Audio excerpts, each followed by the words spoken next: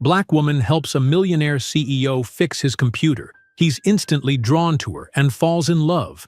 But when he notices the necklace around her neck, he freezes. But before we dive into the full story, let me know where you're watching from and what time it is. Now, subscribe to the channel and let's get started. The fluorescent lights of the executive floor buzzed overhead as Maya Jackson knelt beside the sleek computer tower. Her nimble fingers worked methodically, disconnecting cables and checking connections with practiced efficiency.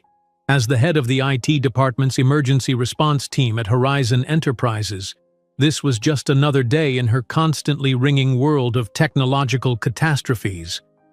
Except today's emergency call had come from the 50th floor, the executive suite where few employees ever ventured. How much longer? The deep voice behind her carried the unmistakable tone of a man accustomed to immediate results. Maya didn't bother turning around.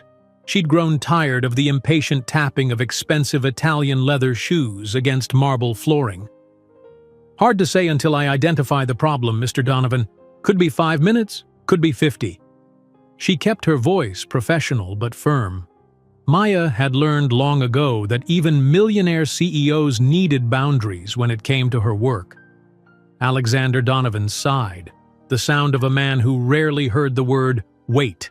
His company had revolutionized telecommunications in just 7 years, making him one of the youngest billionaires in the country at 36. But today, his empire had ground to a halt because his computer refused to boot, and the board presentation started in 40 minutes. Perhaps I could use someone else's computer for the presentation, he suggested, checking his platinum watch for the 4th time in as many minutes. Maya pulled out a corrupted hard drive and held it up without looking back at him. Unless someone else has your proprietary software and presentation files, I wouldn't recommend it. She finally turned, holding his gaze directly. I'm your best chance at making that meeting, Mr. Donovan. So perhaps you could give me some space to work? Something shifted in his expression. Surprise, then the faintest trace of respect. In the 3 years since founding his company, few employees spoke to him with such directness. He nodded once and retreated to the leather couch across his spacious office. Maya returned to her work, conscious of his eyes still watching her. At 32, she'd spent over a decade in IT, fighting through an industry that still raised eyebrows at a black woman in a technical leadership role. Her braids were pulled back in a practical ponytail, her simple charcoal pantsuit chosen for function rather than fashion. She had no time for anything else between managing her team and caring for her grandmother, whose medical bills had been the reason Maya had taken this corporate position instead of launching her own cybersecurity firm. You didn't come through the regular IT channels, he observed after several minutes of silence. No, I didn't. Maya connected a diagnostic tool to the disassembled computer. Your assistant called my direct line, said it was an emergency that couldn't wait for the ticket system. And you came immediately. That's my job. The diagnostic screen flashed with error codes that made Maya frown. Your encryption software is fighting with your presentation program. That's why it crashed. Her fingers flew across her laptop keyboard as she worked on a solution. Alexander stood and approached, keeping a respectful distance this time. Can you fix it? Already am. Maya's voice held quiet confidence. I wrote a patch that should resolve the conflict without compromising your security protocols. She glanced up briefly. You have some serious protection on these files. Military-grade encryption doesn't play well with others. The presentation contains sensitive information about our next product launch. He paused. How do you know about military-grade encryption? Maya's lips curved slightly. I worked for the Department of Defense before coming to Horizon. This kind of conflict resolution was my specialty. She didn't elaborate on the classified nature of her previous work or mention that she'd personally designed security systems that protected national secrets. I see. Alexander's voice held new interest. Yet you're responding to executive floor computer issues? I respond to critical systems failures throughout the building. Your assistant made it sound like the company might collapse if your presentation didn't happen. Maya's tone carried a hint of amusement as she reconnected components and closed up the tower. It very well might. His voice had lost its imperious edge. We're unveiling technology that could secure a $50 million military contract. Maya nodded, understanding the stakes better now. She pressed the power button and the computer hummed to life. There. Should work perfectly now. She pulled a small flash drive from her toolkit. I've also loaded this with a portable version of your presentation, just in case. It's encrypted, but I've set it to recognize your fingerprint through the biometric scanner on the drive. Alexander accepted the backup with genuine surprise. That's incredibly thorough. That's what you pay me for. Maya packed her tools efficiently, preparing to return to her office 3 floors below. The patch I installed is temporary. Your system will need a more permanent solution, but it will hold through today's presentation. Thank you, Ms. He paused, realizing he didn't know her name. Jackson. Maya Jackson. She extended her hand professionally. Head of Critical Systems Response. He took her hand, and something unexpected passed between them, a current that had nothing to do with the electronics she'd just repaired. Alexander held the handshake a moment longer than necessary, his eyes registering something new as he truly looked at her for the first time. I'd like you to attend the presentation, Ms. Jackson, he said suddenly, in case there are any technical issues. Maya raised an eyebrow. Your regular IT support will be there. That's standard for major presentations. I'd prefer someone who understands what they're looking at. This technology is sensitive. His tone made it clear this wasn't really a request, despite the polite phrasing. Maya checked her watch. She had 3 other tickets in her queue and a team meeting in 2 hours. I'll need to rearrange some things. Do it. He was already reaching for his phone. I'll have my assistant send you the details. 20 minutes later, Maya found herself in the back of the company's largest conference room as Alexander Donovan commanded the attention of 12 military officials and the entire executive board. She had to admit, he was impressive. The faltering, impatient man from earlier had transformed into a charismatic visionary, explaining complex technology in terms that made even the most technical concepts accessible. The presentation went flawlessly, with no further technical issues.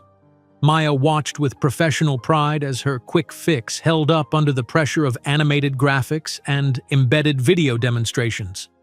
When it concluded to enthusiastic applause, she prepared to slip out unnoticed. Ms. Jackson? Alexander's voice stopped her at the door. The room was emptying as executives escorted military officials to a catered lunch. A moment, please. Maya turned, maintaining her professional demeanor. The system performed perfectly, Mr. Donovan. You shouldn't have any further issues today. That's not why I called you back. He approached, lowering his voice slightly. You saved more than my presentation today. You saved a contract that's been in negotiation for 18 months. Just doing my job, she replied, though the intensity of his gaze made her uncomfortable in a way she couldn't quite identify. Have dinner with me tonight. The words weren't framed as a question. Maya blinked, momentarily thrown off balance. Excuse me? Dinner, to thank you properly for your exceptional work. His eyes held hers with unsettling focus. I make it a point to recognize talent in my organization.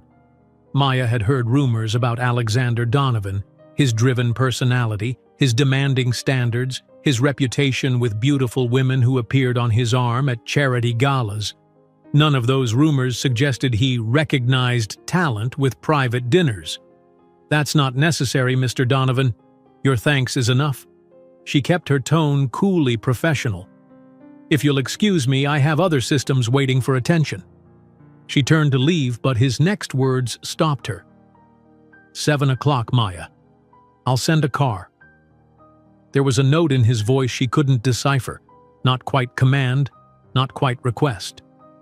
We have more to discuss than just today's technical rescue. Maya turned back, curiosity despite herself. What exactly would we be discussing? Something like satisfaction flickered across his face at having caught her interest. Your file crossed my desk last week. Budget reviews for department heads. He stepped closer. You've repeatedly turned down promotions that would take you away from hands-on technical work. Your performance reviews are exceptional. And your background, he paused significantly, is fascinating. Maya felt a chill. Her DoD work was classified. What exactly did he know? 7 o'clock, he repeated, interpreting her silence as agreement. Nothing formal, just a conversation I think we both might find valuable. Before she could formulate a response, his assistant appeared at his side with urgent messages, and the moment to refuse had passed. Maya found herself walking back to her office, unsettled by the encounter and uncertain why she hadn't simply declined. As she stepped into the elevator, her phone chimed with a calendar invitation. Dinner meeting with A. Donovan, CEO, 7 p.m. La Maison. She stared at the screen, at the name of one of the most exclusive restaurants in the city. This was no casual thank you dinner. What exactly had Alexander Donovan seen in her file that interested him so much? And why did she feel that whatever happened tonight would change the carefully constructed balance of her life? Maya stood in her modest apartment, staring at her open closet with uncharacteristic indecision. The invitation to La Maison had thrown her carefully structured evening into disarray. She'd canceled her weekly video call with her grandmother, rescheduled a system diagnostic, and now faced the absurd dilemma of what to wear to dinner with the CEO of her company. "This is ridiculous," she muttered, pulling out a simple black dress she'd worn to a colleague's wedding last year. It was the most formal thing she owned, and even that felt insufficient for a restaurant where reservations were made months in advance and the chef had his own reality show. As she dressed, Maya's mind kept returning to Alexander Donovan's words. Her file had crossed his desk. What exactly had caught his attention? She'd been careful to maintain a low profile since joining Horizon Enterprises, deliberately avoiding positions that might put her in the corporate spotlight. The fewer questions about her past, the better. At precisely 6:30, her phone buzzed with a text from an unknown number. Car waiting downstairs. AD. The sleek black sedan that awaited her had tinted windows and a driver who opened the door without speaking. As Maya settled into the butter-soft leather seat, she wondered if all executives lived this way, or if Alexander Donovan's lifestyle was exceptional even among the corporate elite. La Maison occupied the top floor of a downtown high-rise, its glass walls offering panoramic views of the city lights. Maya was escorted directly to a private dining room where Alexander stood looking out at the skyline, a glass of amber liquid in his hand. He'd changed from his boardroom suit to a charcoal jacket over a black shirt, the top buttons undone in casual elegance. He turned as she entered, and something flickered in his eyes as they traveled from her face down to her simple dress and back again. "Maya," he said, her name sounding different in his voice than it ever had before. "Thank you for coming. Did I have a choice?" The words slipped out before she could stop them, honest rather than diplomatic. To her surprise, he laughed, a genuine sound that transformed his face from intimidating to almost boyish. "Probably not. I've been told I'm somewhat insistent when I want something." The phrasing sent an unexpected shiver through her.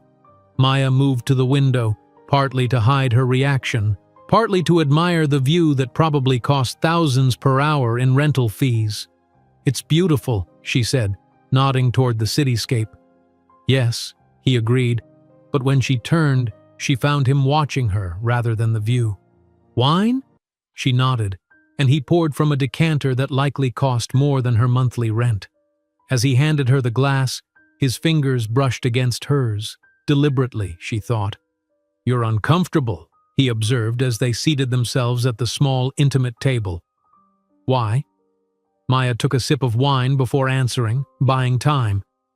"In my experience, CEOs don't normally take IT staff to dinner at five-star restaurants no matter how many presentations they save. And in my experience, IT staff don't usually have classified Department of Defense backgrounds and turn down 5 promotions in 3 years. His directness surprised her. So perhaps we're both experiencing something unusual tonight. Maya set down her glass. What exactly do you know about my background, Mr. Donovan? Alexander, he corrected. Or Alex, though few people use that. He studied her for a moment.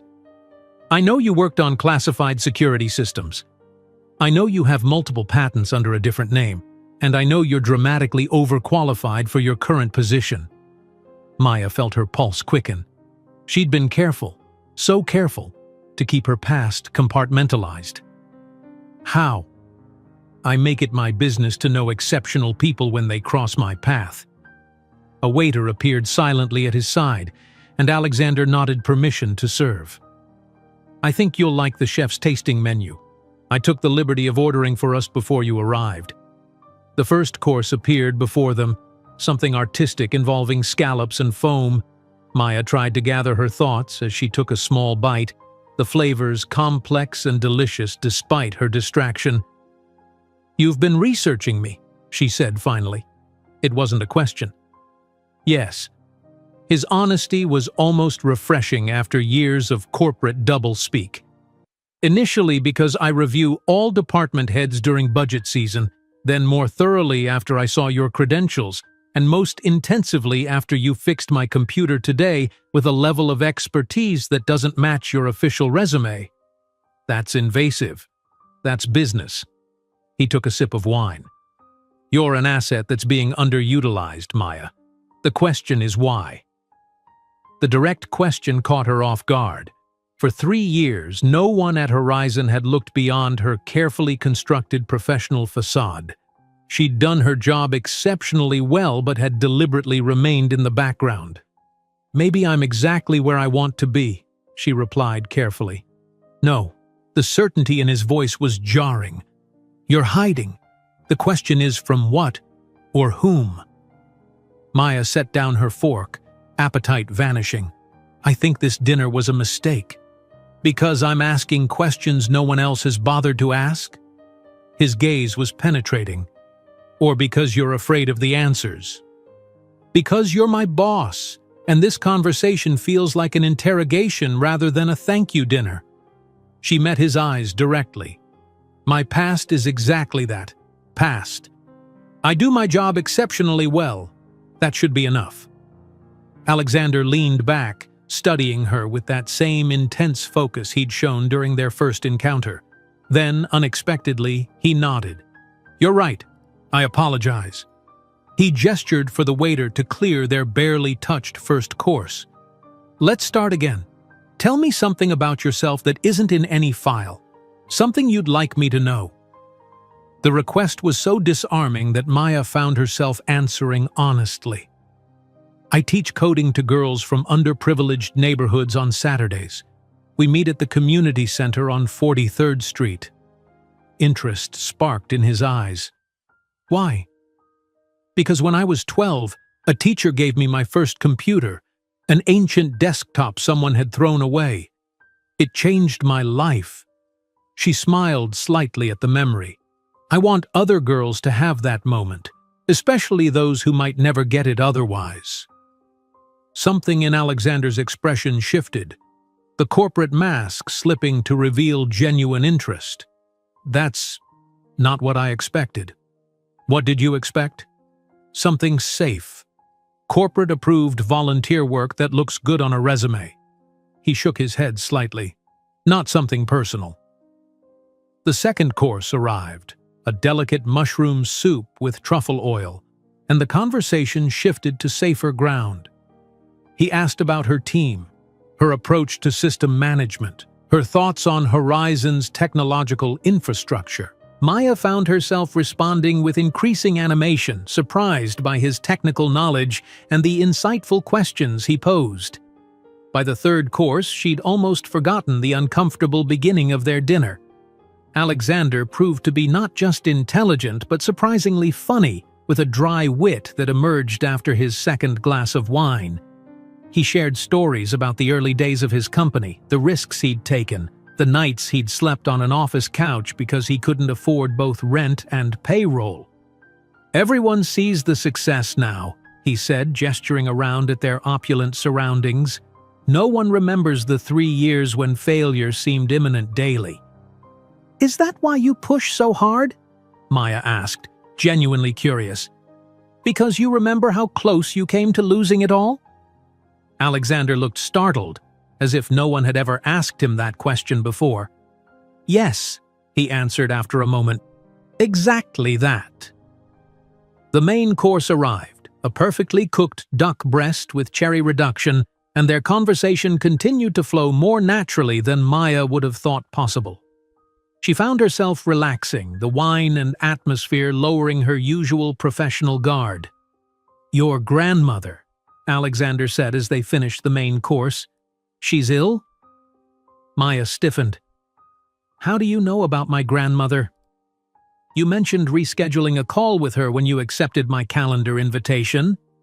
His tone was casual, but his eyes missed nothing. "Your assistant made it sound important."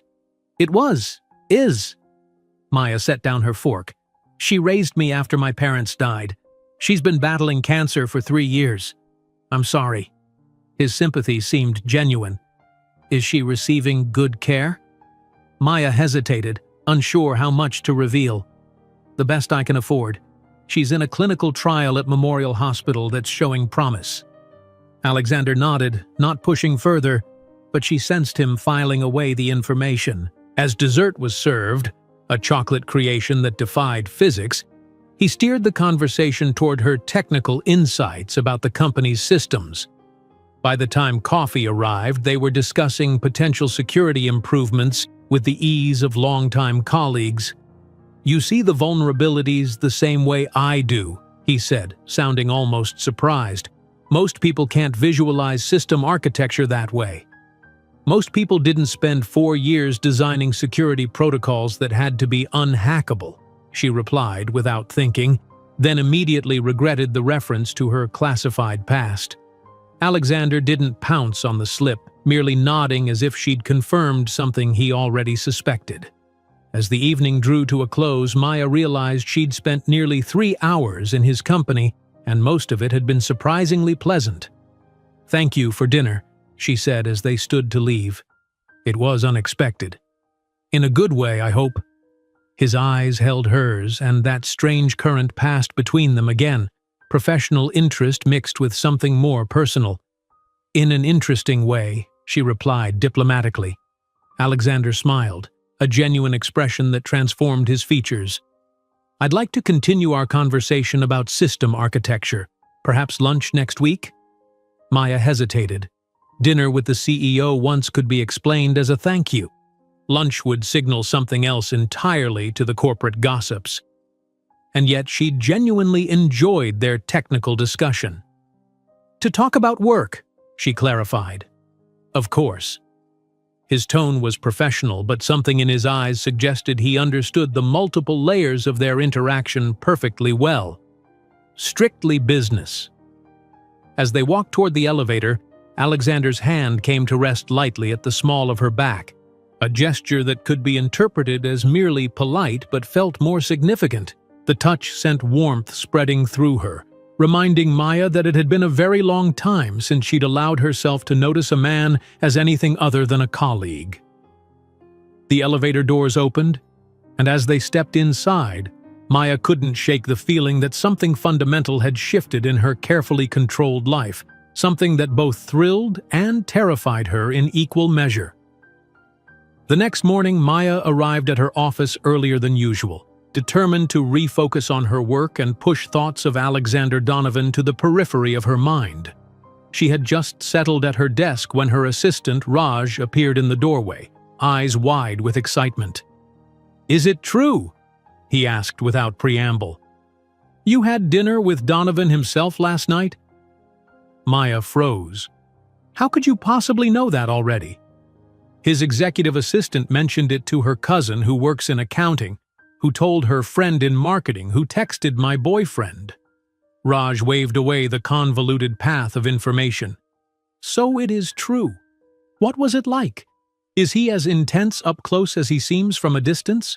Did he actually smile? It was a business dinner, Raj. Maya kept her voice neutral. He wanted to discuss system security after the presentation issue yesterday. At La Maison? Raj raised a skeptical eyebrow. With wine and the chef's private tasting menu? Maya looked up sharply. And how exactly do you know those details? Raj had the grace to look slightly abashed. The hostess at La Maison is in my yoga class. She was impressed that Donovan brought someone who wasn't a supermodel or a potential investor. Wonderful. Maya pinched the bridge of her nose. So the entire company gossip network is now analyzing my dinner. Pretty much. Raj's expression turned sympathetic. For what it's worth, most people are just shocked he knows anyone below executive level exists. Maya sighed and turned to her computer. Let's focus on work, shall we? I need the diagnostic results from last night's server test. Raj nodded and retreated, but the interruption had confirmed Maya's fears. In a corporate environment that thrived on gossip, dinner with the CEO was equivalent to painting a target on her back. The careful anonymity she'd cultivated for 3 years had been compromised in a single evening. She was deep into code analysis when her phone buzzed with a text from another unknown number. Lunch tomorrow 1 p.m. I'll come to your office. AD. Maya stared at the message, feeling a complex mix of emotions.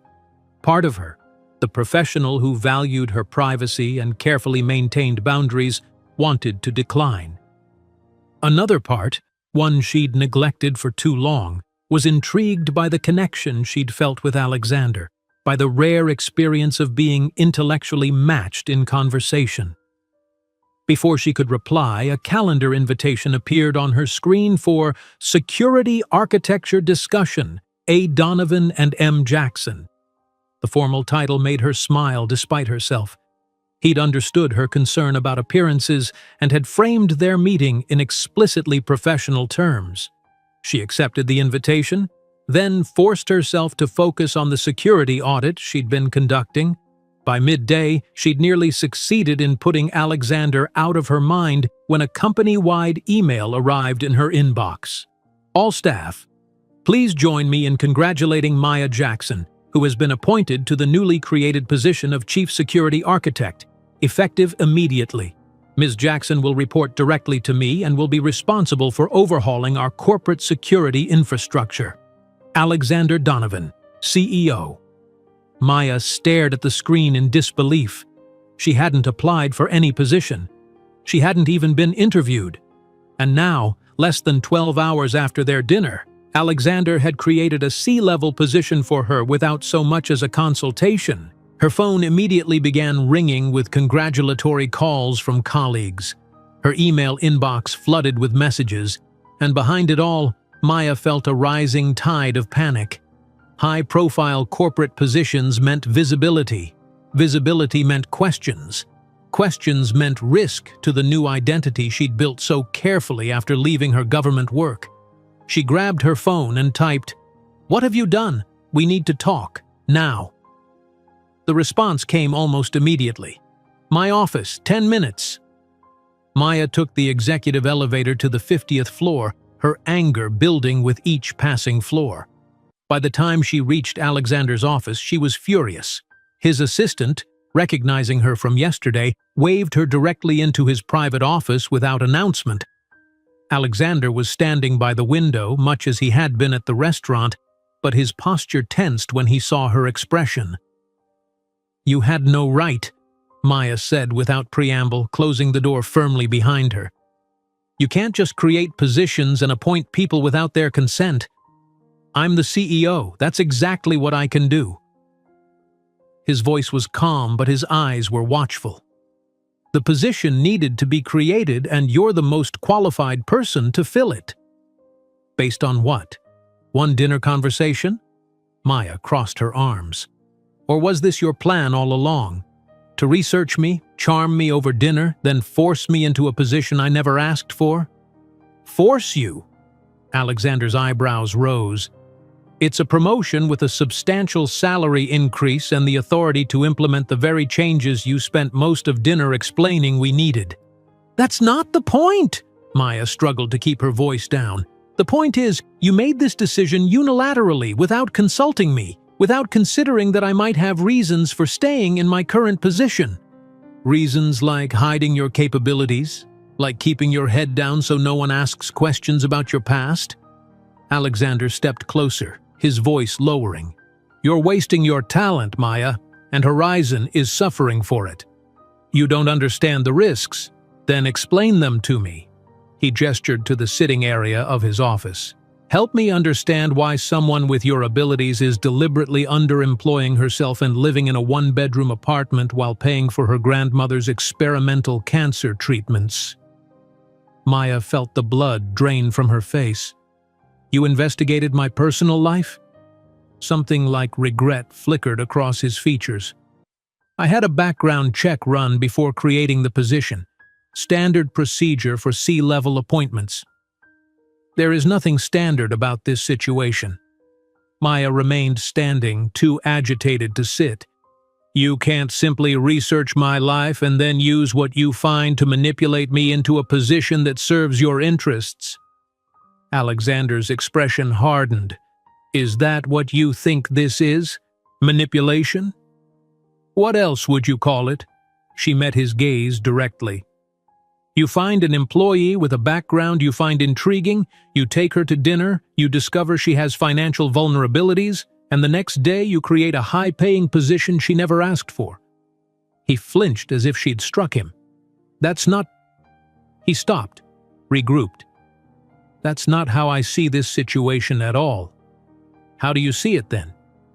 Alexander ran a hand through his hair, a surprisingly human gesture from someone who maintained such tight control.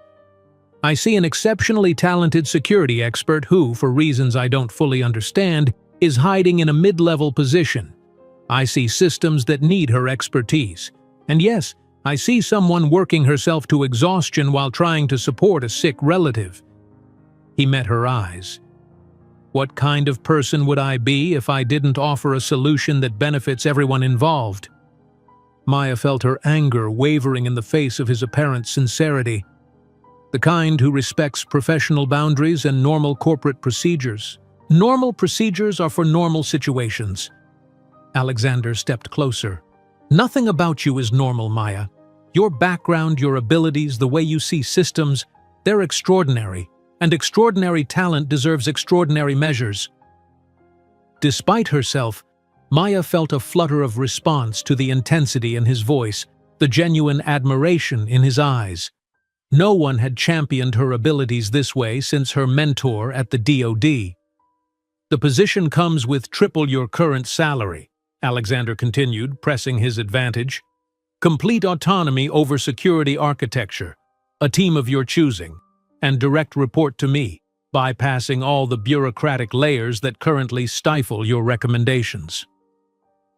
Maya hesitated.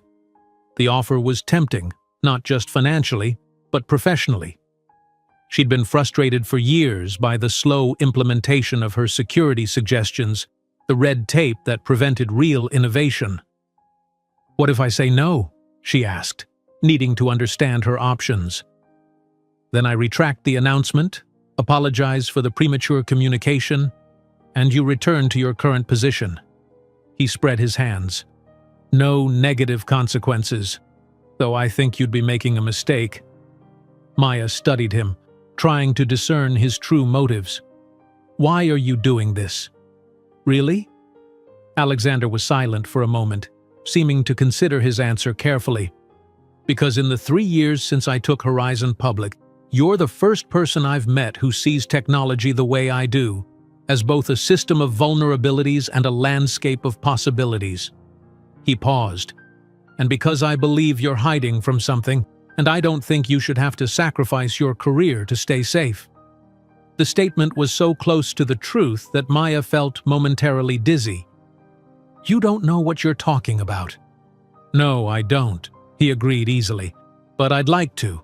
Not to exploit it, Maya. To help protect you from it." She laughed, the sound harsh even to her own ears. You can't protect me. No one can. Try me." The two words held such conviction that Maya found herself tempted to believe him. Before she could respond, his phone buzzed. "The board is waiting," his assistant's voice came through the speaker. Alexander never took his eyes from Maya's face. "Tell them I'll be 10 minutes late." "I should go," Maya said, suddenly exhausted by the emotional confrontation. "I need to think about this. Take the rest of the day." Alexander's voice gentled. "Think it through. The position will still be there tomorrow." He hesitated, then added, "And for what it's worth, I'm sorry about the announcement. You're right, I should have consulted you first." The unexpected apology caught Maya off guard. In her experience, men with power rarely admitted mistakes. "Thank you," she said quietly. "I'll let you know my decision tomorrow." As she turned to leave, Alexander called after her.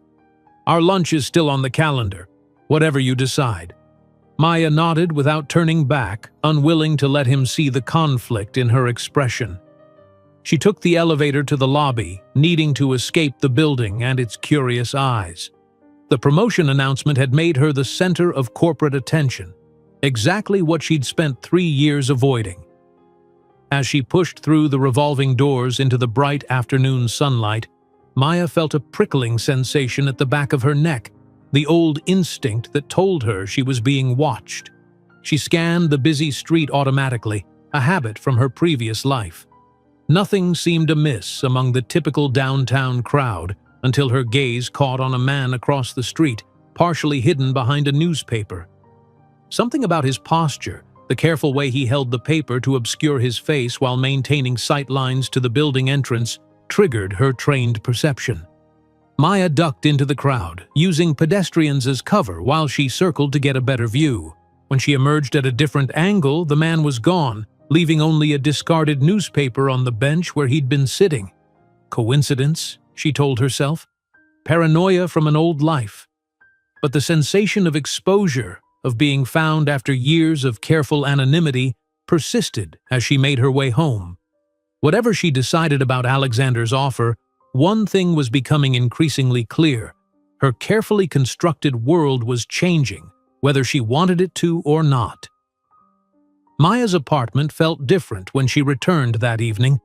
Smaller somehow, as if her encounter with Alexander's world had shifted her perspective. She kicked off her shoes and went directly to the closet in her bedroom, reaching behind hanging clothes to the lockbox hidden against the wall. The metal box contained the remnants of her previous life, a life where she hadn't been Maya Jackson, IT specialist, but Dr. Amara Jenkins, one of the youngest senior security architects in Department of Defense history. Her fingers trembled slightly as she entered the combination and lifted the lid. Inside lay her old credentials, a flash drive containing encrypted data and a small velvet pouch.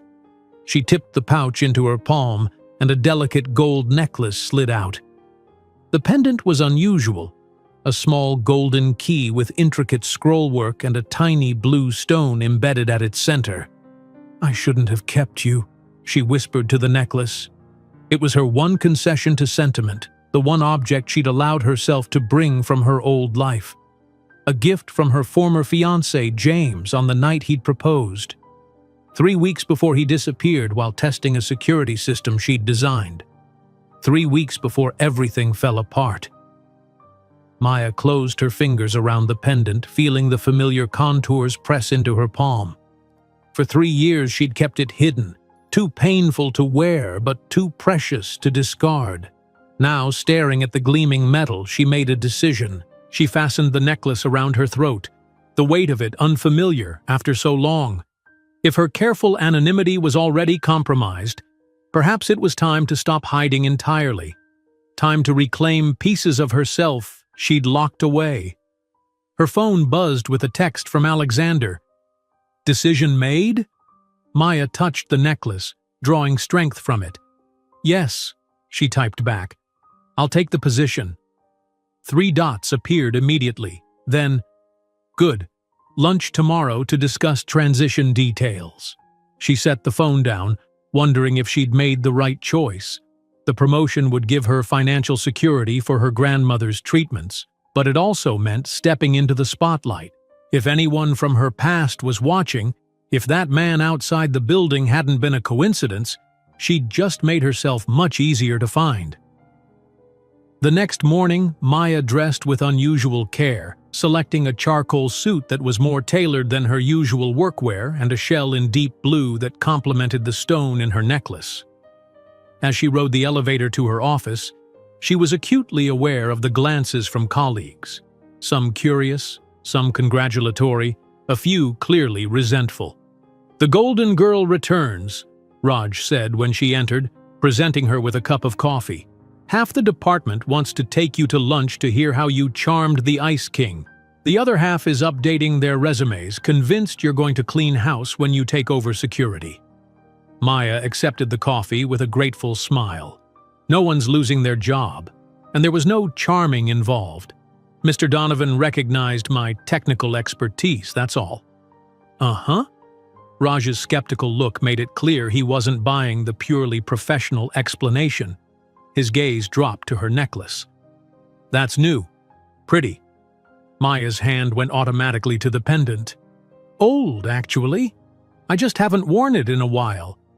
"Well, it looks good. Distinctive." He tilted his head. "Looks almost like an antique." "It's just a family piece," Maya lied smoothly, the practiced deception coming easily after years of concealing her past. Nothing special. She spent the morning clearing her current projects and preparing transition documents for her team. By noon, her office was organized with military precision, files neatly labeled for whoever would take over her current responsibilities. At precisely one sign, a ripple of awareness passed through the open-plan office outside her door.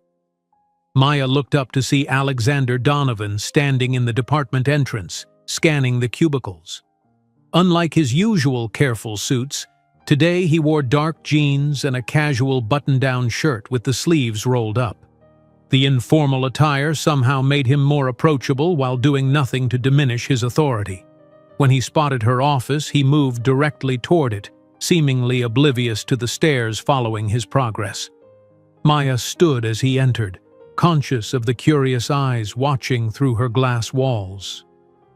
"I thought we might go somewhere less formal than La Maison," he said by way of greeting. "There's a cafe 2 blocks down with excellent sandwiches and private booths where we can talk." Maya nodded, grabbing her bag. "Lead the way."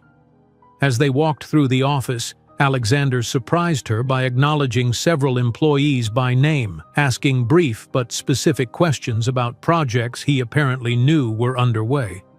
The interactions were brief but revealed a CEO far more in touch with ground-level operations than she'd imagined.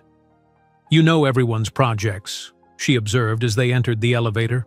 "Not everyone's," he corrected, "but I make it a point to understand what each department is working on. It's still my company, even if the board thinks I'm just the public face these days." Outside, the spring day was unexpectedly warm, the kind that hinted at summer's approach. They walked side by side, an oddly companionable silence between them despite the power dynamics that should have made such ease impossible.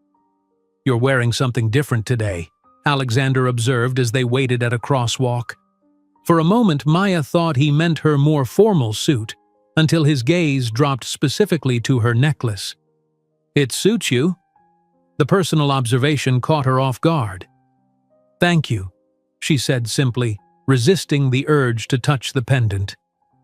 The cafe he'd chosen was busy but not crowded, with high-backed booths that offered relative privacy.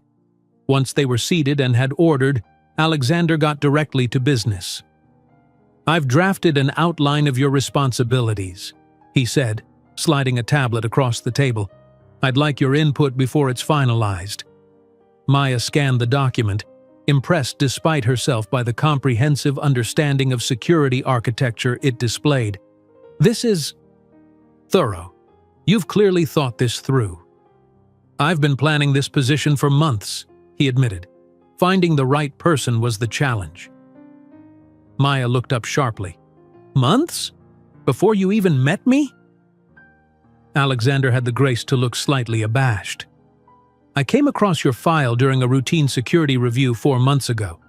Your background, what's visible of it anyway, caught my attention. I've been watching your work since then.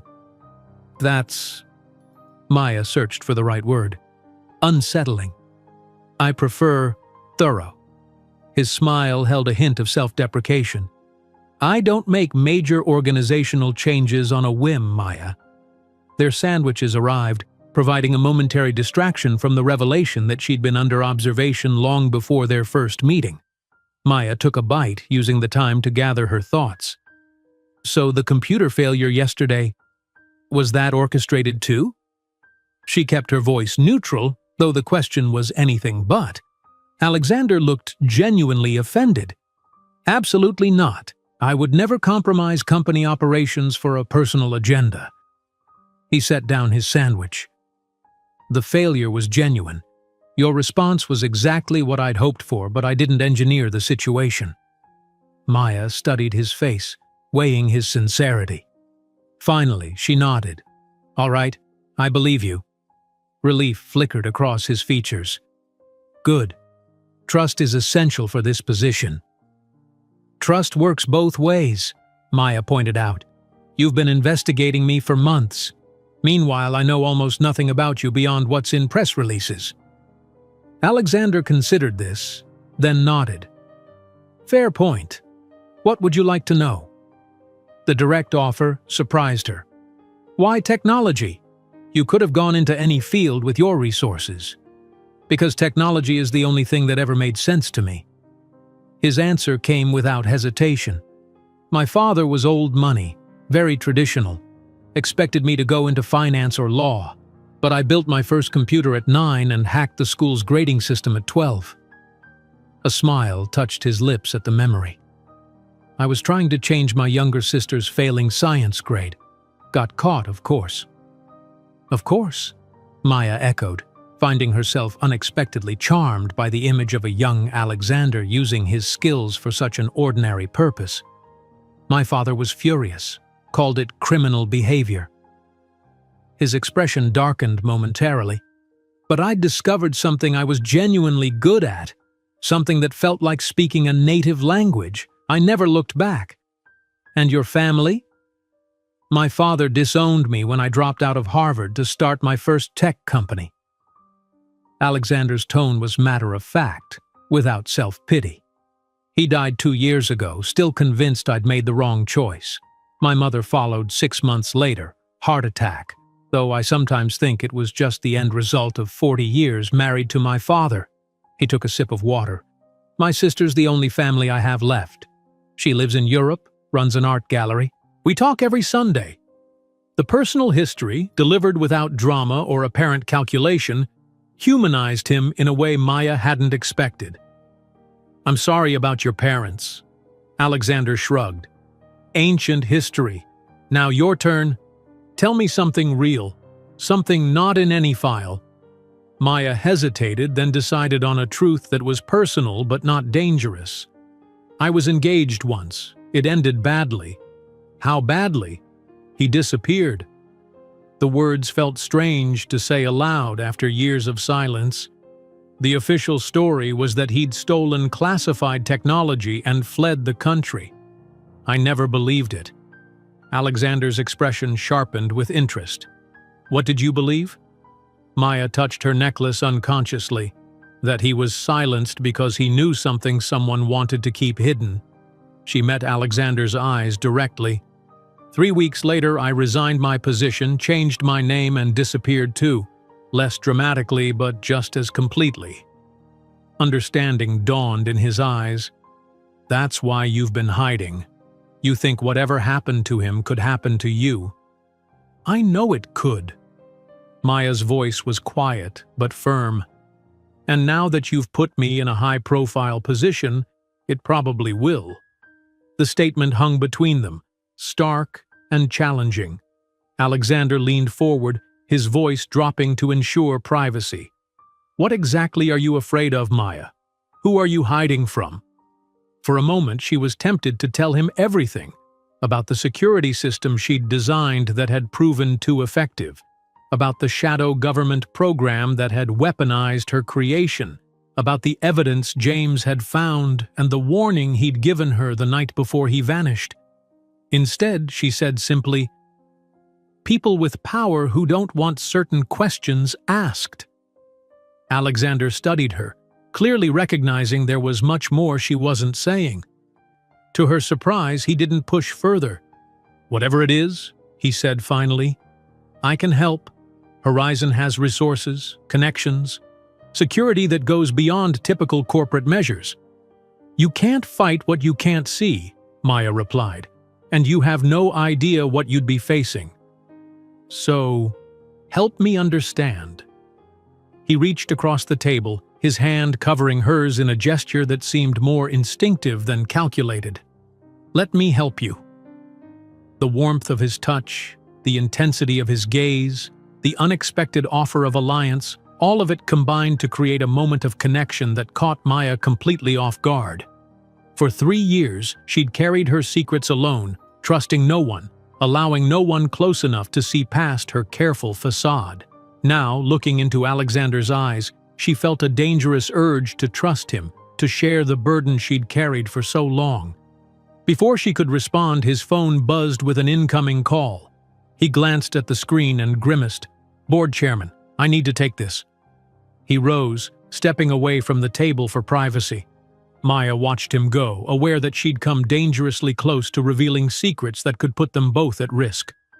As she waited, her gaze drifted to the cafe window and froze. Across the street, partially obscured by a delivery truck, stood the same man she'd noticed yesterday. This time there was no newspaper to hide behind, and Maya caught a clear glimpse of his face, a face she recognized from her previous life. When Alexander returned to the table, he found her white-knuckled grip on her water glass and her gaze fixed on the now empty street corner. "Maya, what's wrong?" She turned to him, her decision made. "I need to tell you everything, but not here, and not now." Alexander's penthouse occupied the entire top floor of a residential high-rise that overlooked the city park. Floor-to-ceiling windows offered panoramic views in all directions, while a sophisticated security system, far beyond standard luxury apartment measures, provided multiple layers of protection. Maya noted the biometric access points, the electromagnetic shielding, and the signal jammers with professional appreciation as they entered. "You weren't exaggerating about your security," she observed, watching Alexander disable a series of alerts on a hidden panel. "After my second round of venture funding, I had 3 break-in attempts in 2 months," he explained, leading her into a spacious living area dominated by modern furniture in shades of gray and blue.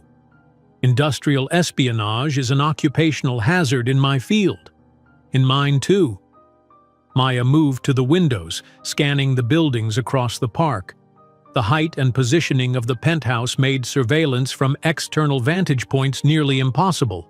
Another strategic advantage she suspected wasn't accidental. "Wine?" Alexander offered. "Or something stronger? I have a feeling we might need it." "Water is fine." Maya needed absolute clarity for the conversation ahead. "I don't share classified information while impaired." A slight smile touched his lips. "Still classified even though you no longer work for the government?"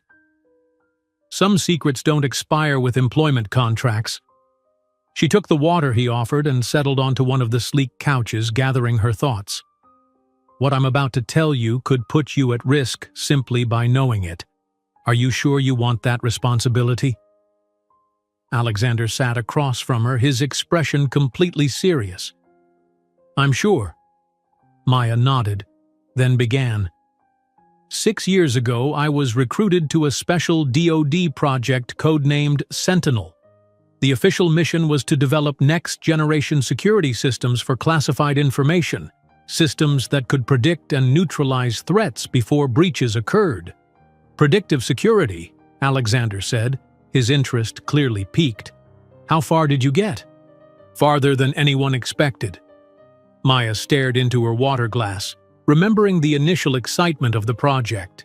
We created an AI-driven system that could not only detect potential security threats but predict them with 97% accuracy based on behavioral patterns, communication analysis, and thousands of other data points. Alexander seemed momentarily at a loss for words. That's decades ahead of current commercial technology.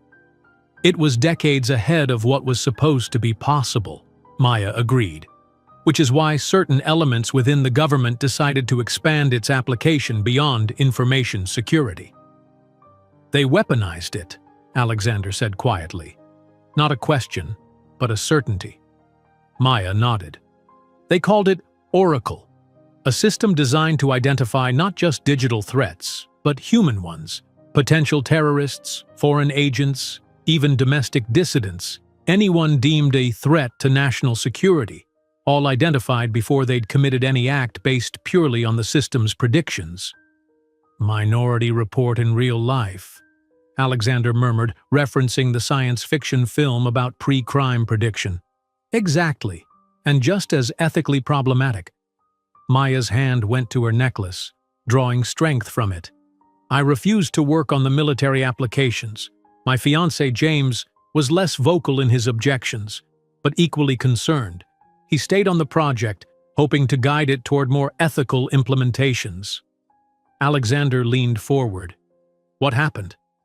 James discovered that Oracle was being used to identify and neutralize targets without any judicial oversight. People who had committed no crimes were disappearing, labeled as national security threats based solely on algorithmic predictions. Maya's voice remained steady, but her knuckles whitened around her glass. The program had gone completely dark, operating outside any legal framework. And he had evidence? He collected data for months, disappearances, operational details, the names of those involved. 3 years ago, he told me he'd compiled enough to expose the program. The next day, he disappeared. Maya set down her glass carefully. His official file says he stole classified technology and defected to a foreign government. I know that's a lie. Because of the necklace, Alexander said unexpectedly, his gaze focusing on the pendant at her throat. Maya looked up in surprise. How did you know? You touch it when you speak about him. And it's not the kind of jewelry you'd choose for yourself. Too ornate for someone who values functionality. His observation was astute. He gave it to you. The night before he disappeared. Maya's fingers curled around the small golden key. It's not just jewelry. James was brilliant with encryption. He built a key within a key. She twisted the pendant, and the tiny blue stone clicked, revealing a minuscule USB connection. Everything he discovered is encrypted on this, his insurance policy, in case something happened to him. Alexander's eyes widened slightly. You've been wearing evidence against a black government program around your neck for 3 years? Not until yesterday. Maya's expression was grim. I kept it hidden. It's useless without the decryption sequence anyway, a sequence James was supposed to give me the next day. So you've never accessed the data? I've tried.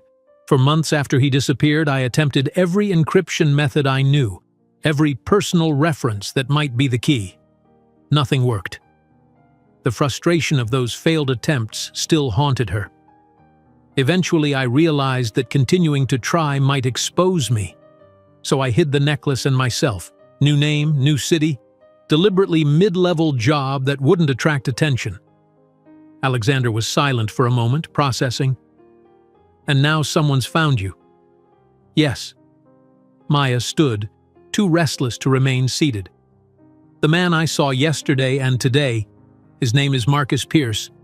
He was oversight on the Sentinel project, supposedly ensuring compliance with legal parameters. In reality, he was steering us toward military applications from the beginning. If he's found you, why hasn't he moved against you yet? I don't know. Maya paced near the windows, tension visible in every line of her body. Maybe he's not sure I have evidence. Maybe he's waiting to see if I lead him to other former team members, or maybe he's just toying with me. Alexander stood and moved to her side, close enough that she could feel his presence, but not quite touching. "What do you need?" he asked simply. The direct question caught Maya off guard. She'd expected skepticism, perhaps even fear upon hearing her story. Instead, Alexander was offering support without reservation. "I don't know," she admitted. "I've been running and hiding for so long I never planned for what would happen if they found me." "Then it's time to stop running." His voice was calm but held absolute conviction. "Horizon has resources, legal teams, private security, connections in both media and government. Whatever you need to protect yourself and expose what happened to James, it's yours." Maya turned to face him fully. "Why? Why would you risk your company, your reputation, yourself, for someone you barely know?" Alexander's gaze was steady, his answer immediate. "Because what you've described is fundamentally wrong. Because your fiancé was killed for trying to expose it. And because—" He hesitated, then continued more softly, "because in the short time I've known you, I've come to care what happens to you." The simple honesty of the statement, delivered without dramatic flourish or obvious manipulation, caught Maya completely off guard. For 3 years she'd been alone with her secrets, her grief, her constant vigilance. The sudden offer of alliance, of genuine care, was almost too much to process. "I don't know what to say," she admitted. "Say you'll let me help." Alexander reached out slowly, giving her time to pull away, and took her hand. 2 heads are better than 1, especially when both of those heads are exceptionally intelligent. Despite everything, Maya found herself smiling at his understated confidence. "Modest, aren't you?" "Not particularly." His answering smile transformed his usually serious face. "But then, neither should you be. Together, we might actually stand a chance against whatever you're facing." The moment stretched between them, charged with something more than professional alliance. Maya became acutely aware of his hand still holding hers, of the way his eyes held not just determination but something warmer, more personal. Before she could respond, a sharp electronic tone broke the silence. Alexander frowned, releasing her hand to move swiftly to a security panel near the kitchen. "What is it?" Maya asked, instantly alert. "Perimeter breach on the private elevator." His fingers flew across the panel, bringing up camera feeds. "Someone's overridden the security protocols." Maya joined him at the panel, watching as the camera showed the elevator ascending toward the penthouse. "That shouldn't be possible with the systems you have in place." "It shouldn't," Alexander agreed grimly, "unless they have government-level resources." Their eyes met in shared understanding. "Pierce," Maya whispered. Alexander moved quickly to a seemingly ordinary bookshelf, pressing a hidden mechanism that caused a section to slide away, revealing a concealed safe. He entered a code and retrieved a handgun, checking it with practiced efficiency that suggested more familiarity with weapons than Maya would have expected from a tech CEO.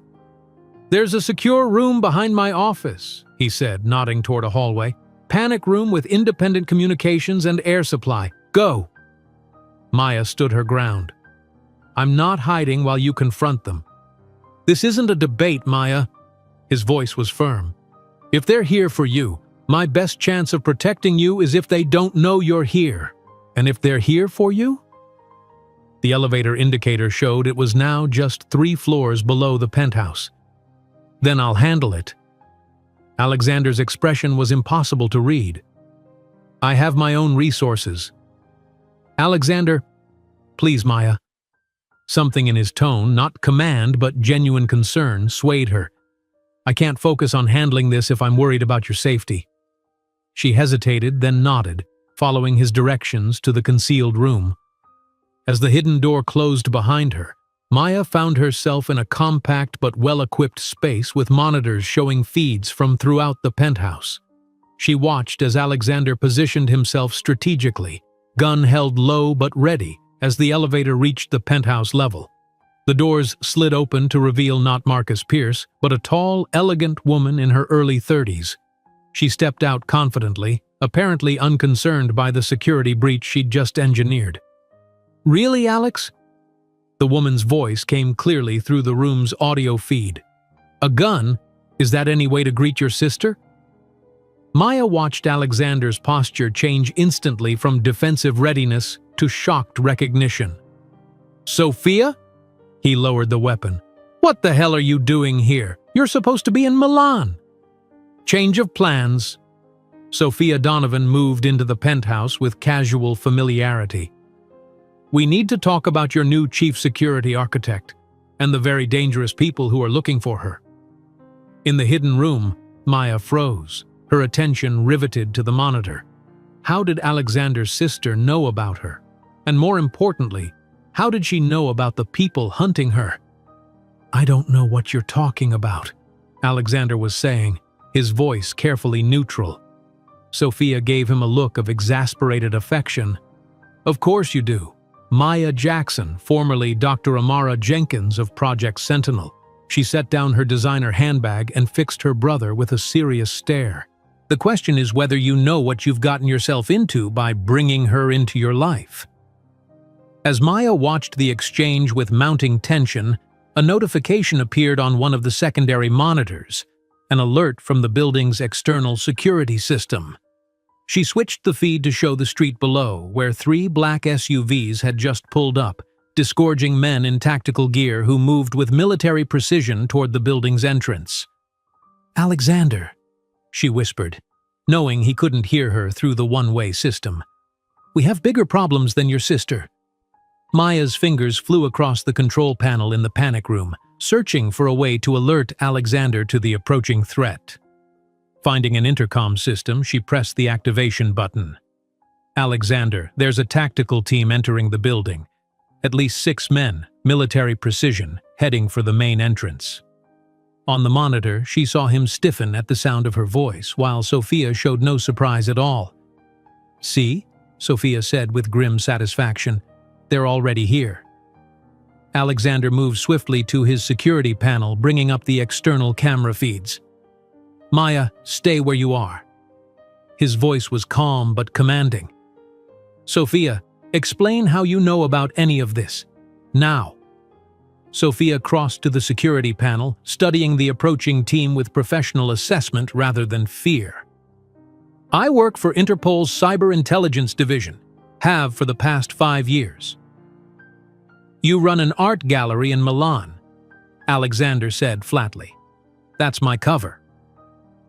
Sophia's expression was unapologetic. "The gallery is real, but it's not my primary occupation." Maya watched the exchange with growing alarm. The tactical team had cleared building security with remarkable ease, suggesting official credentials or exceptional skill. They would reach the penthouse within minutes. "Alexander," she called through the intercom, "we need to leave. These men won't stop for private security or legal niceties." He nodded. Decision made. "Sophia, is there an extraction plan?" 2 blocks north. Blue sedan with diplomatic plates." Sophia was already gathering her bag. "But we'll need a diversion to reach it. They've got the main entrance covered, and they'll be securing the parking garage right now." Maya's mind raced through possibilities. The service elevator. Most buildings this size have separate service access for maintenance and deliveries. Alexander nodded. "East side of the building, but we'd need to get down 50 floors without being detected." "I can help with that." Maya's fingers moved rapidly across the control panel, accessing building systems. "If I can trigger fire alarms on multiple floors, it would create confusion, force evacuation protocols." "Do it," Alexander said, moving to a cabinet where he retrieved a small go bag, clearly prepared for emergency departures. "Sophia, how many are watching the service areas?" 2, maybe 3. The rest will come directly here." Maya triggered the alarm, sending the building into immediate evacuation mode. Sirens wailed throughout the structure, and on the security feeds, she could see residents beginning to pour into hallways and emergency stairwells. "I'm coming out," she said into the intercom. The hidden door slid open, and Maya stepped back into the main living area just as pounding began at the penthouse's main entrance. The reinforced security door would hold temporarily, but not indefinitely, against determined attackers. "This way," Alexander said, leading them toward a hallway hidden behind the kitchen area. "Service access connects here for deliveries." The narrow service corridor felt claustrophobic after the spacious penthouse. They moved quickly, Alexander taking point with his weapon ready, Sophia in the middle, Maya bringing up the rear. The old instincts from her DoD training returned instantly. Move silently, check corners, maintain awareness of exit routes. "You seem very calm for a tech CEO in a crisis," Maya observed quietly as they reached the service elevator. "I wasn't always a tech CEO." Alexander's response was terse, his attention focused on the elevator controls. "The fire alarm has locked down regular elevator operation. We need to override." Maya stepped forward. "I've got it." Her fingers made short work of the security panel, bypassing the emergency protocols. Benefits of writing similar systems. The elevator doors slid open. As they stepped inside, a crash echoed from the direction of the penthouse, the security door giving way. "They're in," Sophia said unnecessarily. Alexander pressed the button for the basement level and the elevator began its descent. "How did they find us so quickly?" "They weren't looking for you," Sophia explained, her voice low. "They've been tracking Maya since she accepted the promotion. The announcement put her back on their radar after 3 years of searching." Maya felt a chill at the confirmation that her fears had been justified. "How do you know all this?" "Because Interpol has been investigating Project Oracle for 18 months, Sophia replied. "We've documented 27 disappearances of people labeled as potential threats by the system, all without due process, all justified under national security directives that were never legally authorized." "And you knew I was connected to it?" "Your name was in the files as the original architect of Sentinel, before it became Oracle." Sophia's eyes held a mix of respect and wariness. "What we didn't know was where you disappeared to until my brother conveniently announced your promotion to the world." Alexander looked between them, processing this new information as the elevator continued its rapid descent. If Interpol is investigating, why not bring in official channels? Why the cloak and dagger extraction? "Because Oracle has infiltrated multiple intelligence agencies," Sophia explained grimly. "We don't know who we can trust, and the people running it have significant political protection." The elevator slowed as they approached the basement level. Alexander readied his weapon. "Stay behind me," he instructed. The doors opened to a dimly lit service area. Alexander scanned for threats, then gestured them forward. They moved silently through storage areas and maintenance rooms, following service corridors that wound through the building's substructure. They were nearing an exit when voices ahead made them freeze. 2 men in tactical gear were visible through a partially open door, monitoring the service exit. "Alternative?" Alexander whispered. Maya examined their surroundings, noting a maintenance ladder that led to a utility tunnel. "There," she pointed. "Most luxury high-rises connect to underground service tunnels for utilities and emergency access." They moved silently to the ladder. Alexander went first to secure the area below, followed by Sophia with Maya descending last.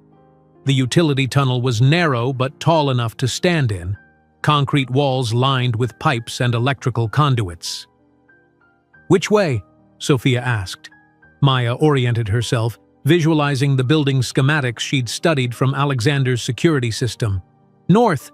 That would take us beyond their perimeter, assuming they've surrounded the building." They moved quickly through the dimly lit tunnel, the distant wail of fire alarms still audible. After several minutes of silent progress, they reached a junction with maintenance access leading up to street level. "This should put us about 1.5 blocks from your extraction point," Maya said. Alexander climbed the access ladder first, carefully pushing open the service hatch to check for threats. After confirming the area was clear, he helped both women up to what turned out to be an unremarkable side street. "Move normally," Sophia instructed as they emerged. "No running. We're just 3 people evacuated from the building due to the fire alarm." They walked at a deliberately casual pace, Alexander between the two women, his hand never far from the concealed weapon. Maya was acutely aware of the necklace against her skin, the weight of the secrets it contained suddenly heavier than ever. "The blue sedan should be just around this corner," Sophia said as they approached the end of the block. As they turned, Maya spotted it immediately, a dark blue diplomatic vehicle idling at the curb. But her trained eye also caught the black SUV parked half a block behind it, its windows tinted but engine running. "We have company," she murmured, nodding slightly toward the SUV. "Behind your extraction vehicle." Sophia didn't turn to look. "Are you sure?" "Engines running, tactical position. Same model as the vehicles I saw approaching Alexander's building." Maya's assessment was automatic. "They're waiting for us." Alexander's expression hardened. "Is your extraction team compromised?" "I don't know," Sophia admitted. "My handler arranged the vehicle. If they've been intercepted?" "We need to change plans," Maya decided. "There's a subway entrance 2 blocks east. Public, crowded, multiple exit points." Without waiting for agreement, she adjusted their course, guiding them away from the diplomatic vehicle and toward the busier commercial street where the subway entrance was located. Alexander followed her lead without question, his hand at the small of her back in a gesture that was both protective and surprisingly intimate. "They're moving," Sophia warned quietly, having risked a glance back. "2 men from the SUV on foot." "Don't react," Maya instructed. "We're almost to the main street." They reached the bustling avenue, immediately blending into the crowd of pedestrians. Maya led them confidently toward the subway entrance, moving at a pace calculated to be purposeful without drawing attention. "When we get inside, we split up," she said. "Basic counter-surveillance. Sophia, take the uptown platform. Alexander and I will go downtown. If they follow Sophia, she can handle herself. If they follow us, there are 2 of us. We regroup at the safe house." "What safe house?" Alexander asked. "Mine." Maya met his eyes briefly. "I have a backup location, off-grid, purchased through layers of shells and trusts. Even James didn't know about it." They descended into the subway station, moving smoothly through the turnstiles. At the platform junction, Sophia gave them a brief nod before heading toward the uptown trains, while Maya led Alexander toward the downtown platform. "You have a safe house," Alexander repeated as they positioned themselves among the waiting passengers. "Just how long have you been preparing for this scenario?" "Since the day James disappeared." Maya kept her voice low, maintaining situational awareness as she spoke. "I may have been hiding, but I was never unprepared." The rumble of an approaching train filled the station. As passengers began to position themselves for boarding, Maya caught sight of a familiar face entering the platform area, Marcus Pierce, scanning the crowd with methodical precision. "Don't turn around," she instructed Alexander, turning her body to shield her face from Pierce's view. "But we've been followed." The train doors opened. Maya and Alexander stepped aboard, positioning themselves by a different door than the one they'd entered through. As the warning chime sounded for closing doors, Maya saw Pierce spot them, his expression hardening as he began to push through the crowd. "He's coming," she warned. Alexander positioned himself protectively beside her as Pierce reached the train just as the doors began to close. For a moment, it seemed he wouldn't make it. Then a hand thrust between the closing doors, forcing them to reopen. Pierce stepped into their car, his cold eyes finding Maya immediately. But before he could move toward them, Alexander made an unexpected decision. He pulled the emergency exit handle at the back of the car, forcing the rear doors open between stations. "Jump!" he commanded, taking Maya's hand. They leapt from the slow-moving train into the darkness of the tunnel, landing with practiced precision that spoke of training beyond corporate leadership. Behind them, shouting erupted as Pierce tried to follow, but the train was already accelerating again, carrying him past the point where they'd exited. "This way," Alexander said, leading her along a narrow maintenance walkway that ran alongside the tracks. "There's an emergency exit every few hundred yards in these tunnels." How do you know that? Maya asked as they moved swiftly through the dimly lit passageway. Like I said, he replied, a grim smile visible in the low light. I wasn't always a tech CEO. They reached an emergency exit door within minutes, using it to access a maintenance stairwell that led back to street level. Emerging in an alley several blocks from where they'd entered the subway, Alexander checked their surroundings before speaking again. Where's this safe house of yours? Maya hesitated only briefly before making a decision to trust him completely. Brooklyn, Industrial District. We'll need transportation that can't be traced. Alexander nodded, pulling out a phone different from his usual device. I have resources for that. He made a brief call, speaking in what sounded like code.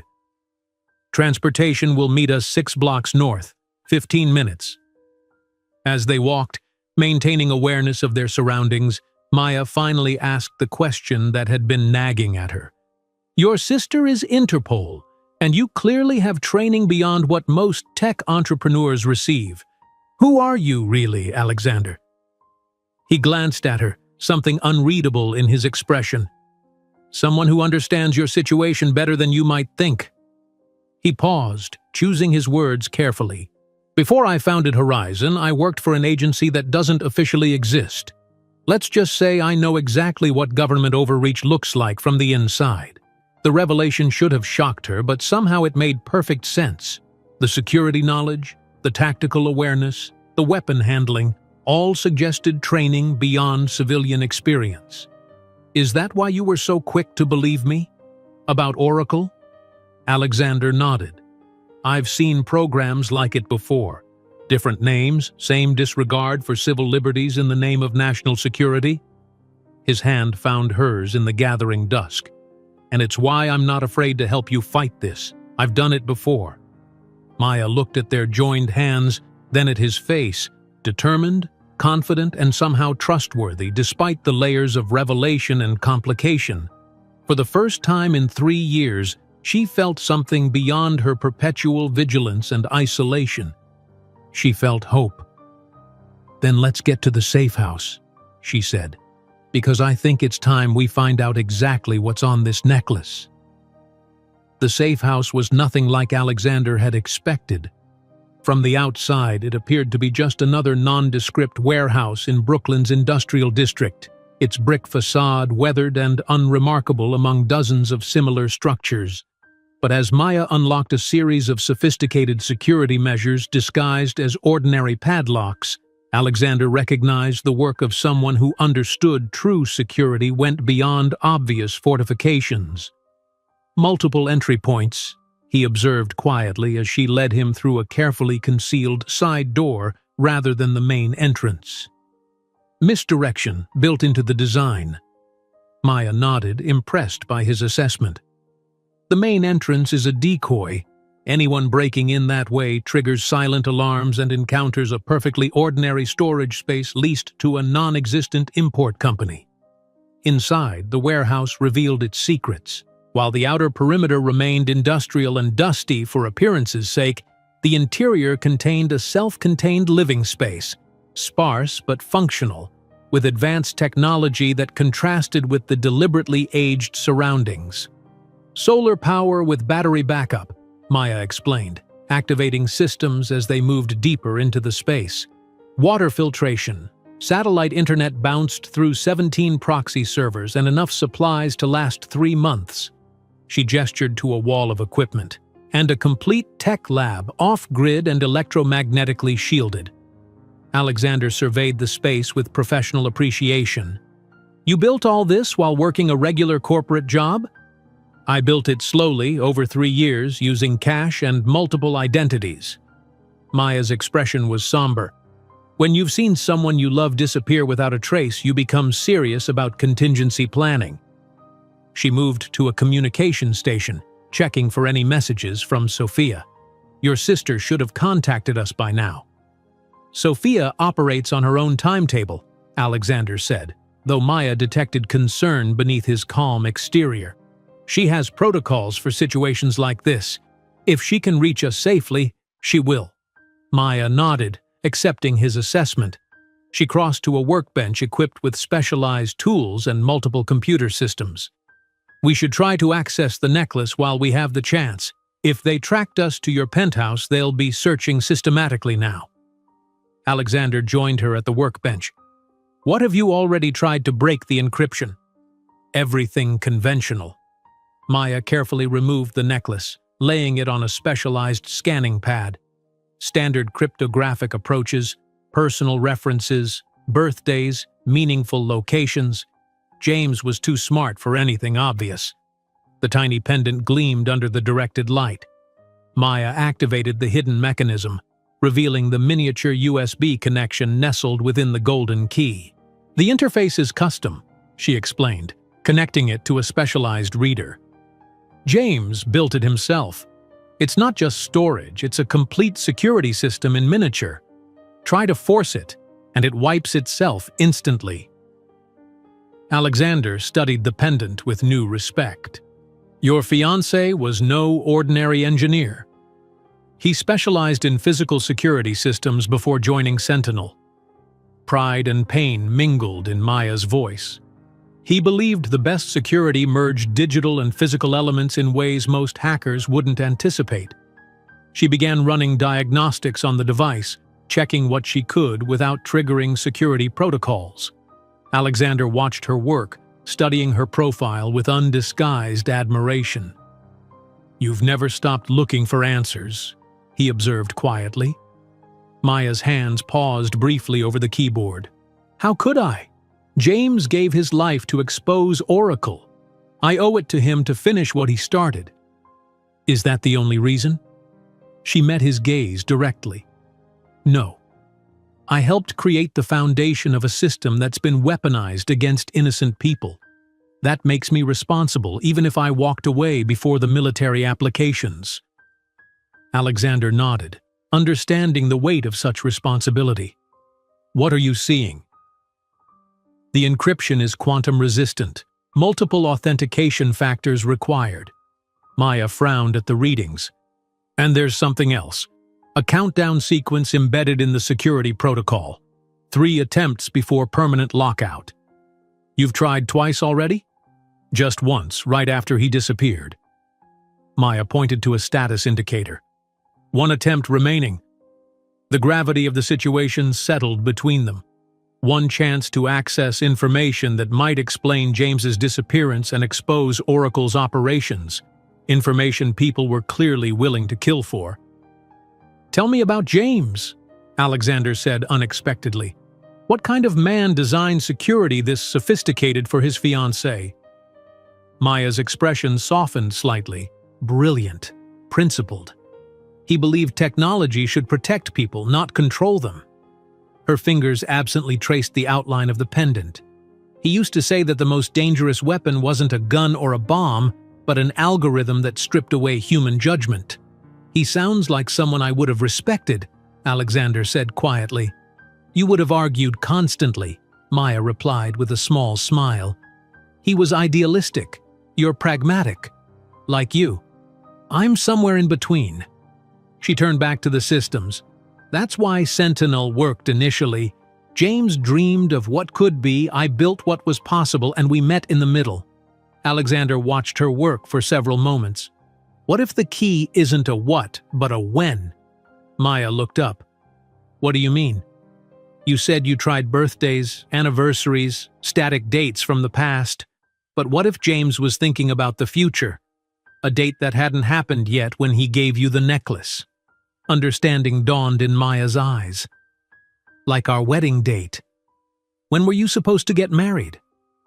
"August 17th, 3 months after he disappeared." Maya's fingers hovered over the keyboard.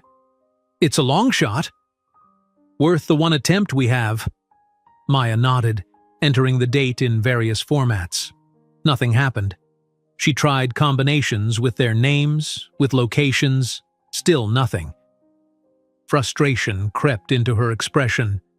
"It has to be something he was certain I would remember, something tied to us specifically." Alexander studied the pendant again. "The blue stone? Did it have significance?" It matched the color of the lake where he proposed. As she said it, Maya's eyes widened. The coordinates of the lake, plus our wedding date. Her fingers flew across the keyboard, combining the geographic coordinates with the numeric date. For a moment, nothing happened. Then the screen flickered and lines of decryption code began flowing. "You did it," Alexander said, genuine admiration in his voice. "We did it," Maya corrected, watching as the security protocols disengaged one by one. "I wouldn't have thought of combining location and date without your suggestion." The final encryption barrier fell away, revealing a database of files meticulously organized and labeled. Maya navigated through them quickly, looking for anything that might explain why James had been targeted. "Here," she said, opening a folder labeled Oracle Targets. "This is what got him killed." The file contained hundreds of names, individuals identified by the system as potential threats. But as Maya scanned the list, confusion creased her brow. "This doesn't make sense. These people aren't terrorists or spies." She pointed to various entries. University professors, journalists, civil rights attorneys, technology researchers. Alexander leaned closer, studying the list. Not threats to national security, threats to Oracle itself. People who might expose or oppose the program if they knew about it, Maya said, the realization hitting her. Oracle wasn't just identifying external threats, it was protecting itself by targeting those who might shut it down. She opened another file, this one containing operational details. They called it preemptive neutralization. Most of these people weren't even aware of Oracle's existence, but the algorithm predicted they would oppose it if they learned about it. "A self-perpetuating system eliminating potential opposition before it forms," Alexander said grimly. "The perfect authoritarian tool." Maya continued searching, opening a file labeled Architecture. "This is the current deployment information. Oracle has been integrated into surveillance systems across multiple agencies, DHS, FBI, even local law enforcement in major cities. It's gone way beyond a classified DoD program," Alexander observed. "This is systemic and expanding." Maya pointed to implementation dates for additional integrations. "They're planning to connect it to public surveillance networks next month. Traffic cameras, security systems, commercial facial recognition, which would give it nearly unlimited monitoring capability." Maya nodded, her expression grim. James discovered all this before anyone else realized how far it had spread. She opened another file, marked simply Proof.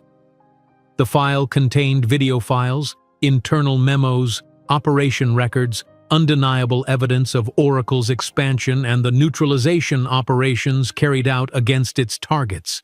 Names, dates, locations of people who had been detained without charges, who had disappeared, who had died in convenient accidents.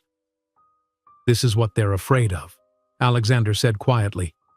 "Concrete proof of domestic operations against American citizens, all without warrants or due process. And the authorization signatures on these operations go all the way up to the National Security Council." Maya's voice was barely above a whisper. "James wasn't just killed by rogue agents. This is official policy, approved at the highest levels." As they processed the magnitude of what they'd discovered, Maya's security system emitted a soft alert. She moved quickly to the surveillance monitors, checking the perimeter cameras. "Someone's here," she said, tension returning to her voice. "Northeast corner, moving along the perimeter." Alexander joined her at the monitors, studying the figure with professional assessment. Just one person, not tactical gear, not Pierce or his team. The figure moved cautiously but purposefully, avoiding the main entrance and heading directly for the concealed side door they had used. As they came into clearer view, Alexander relaxed slightly.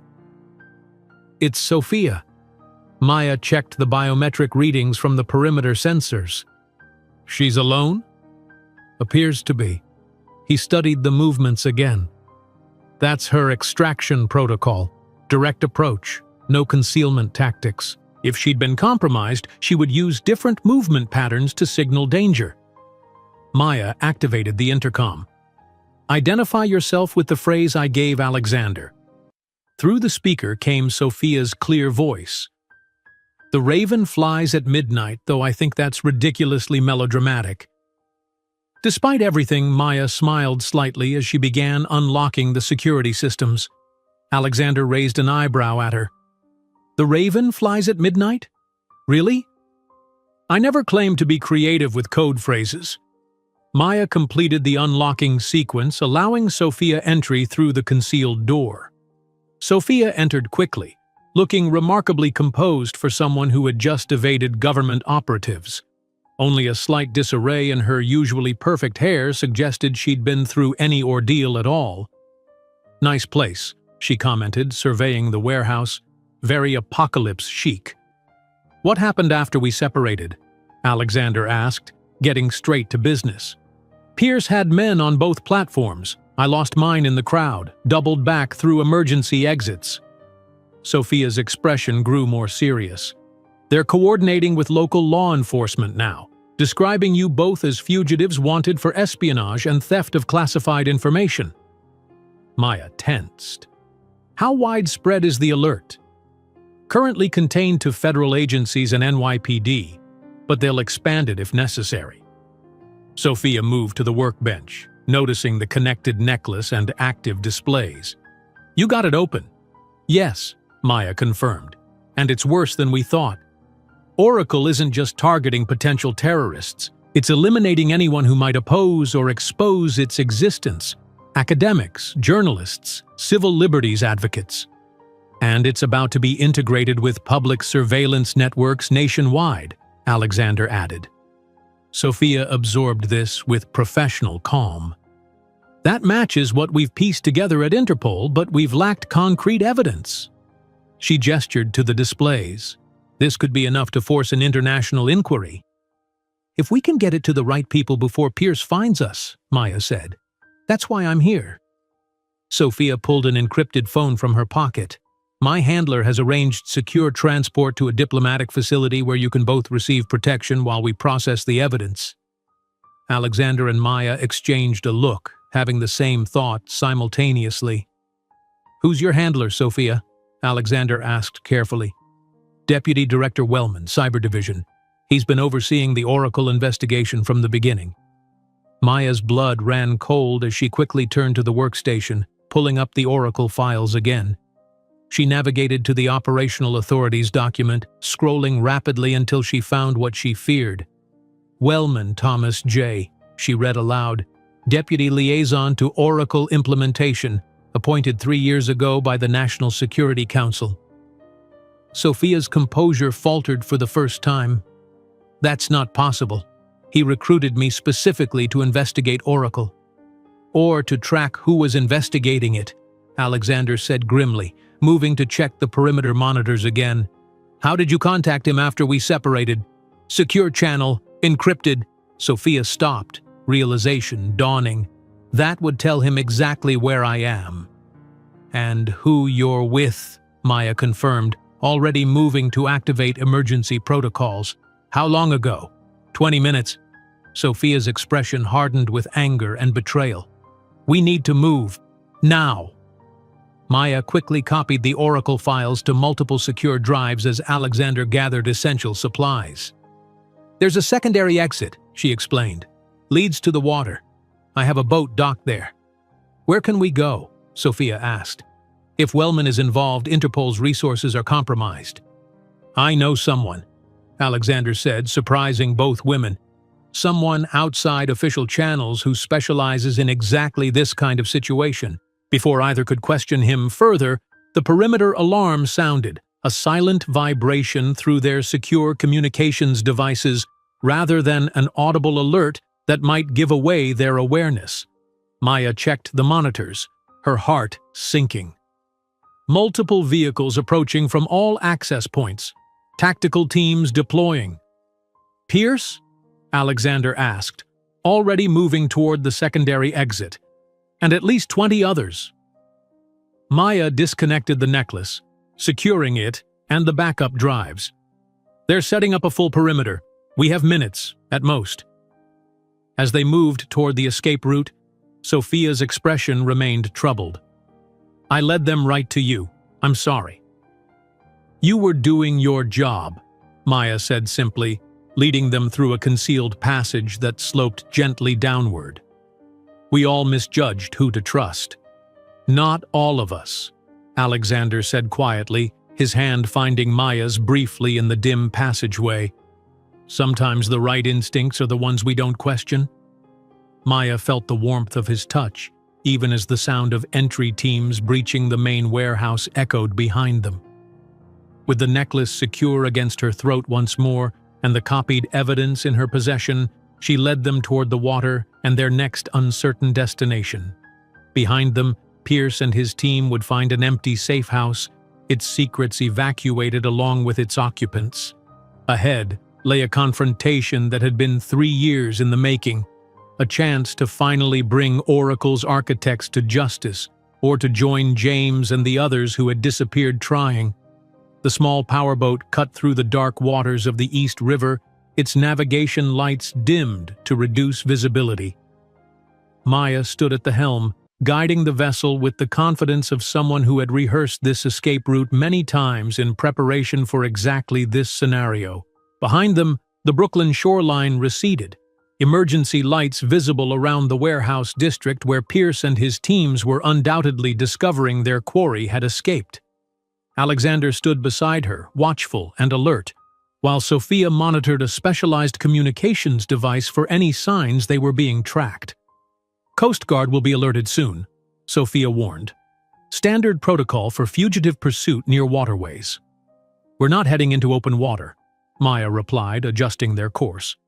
There's a private dock just past the bridge, unmarked, paid for with cash through a shell corporation. Alexander raised an eyebrow. You've thought of everything.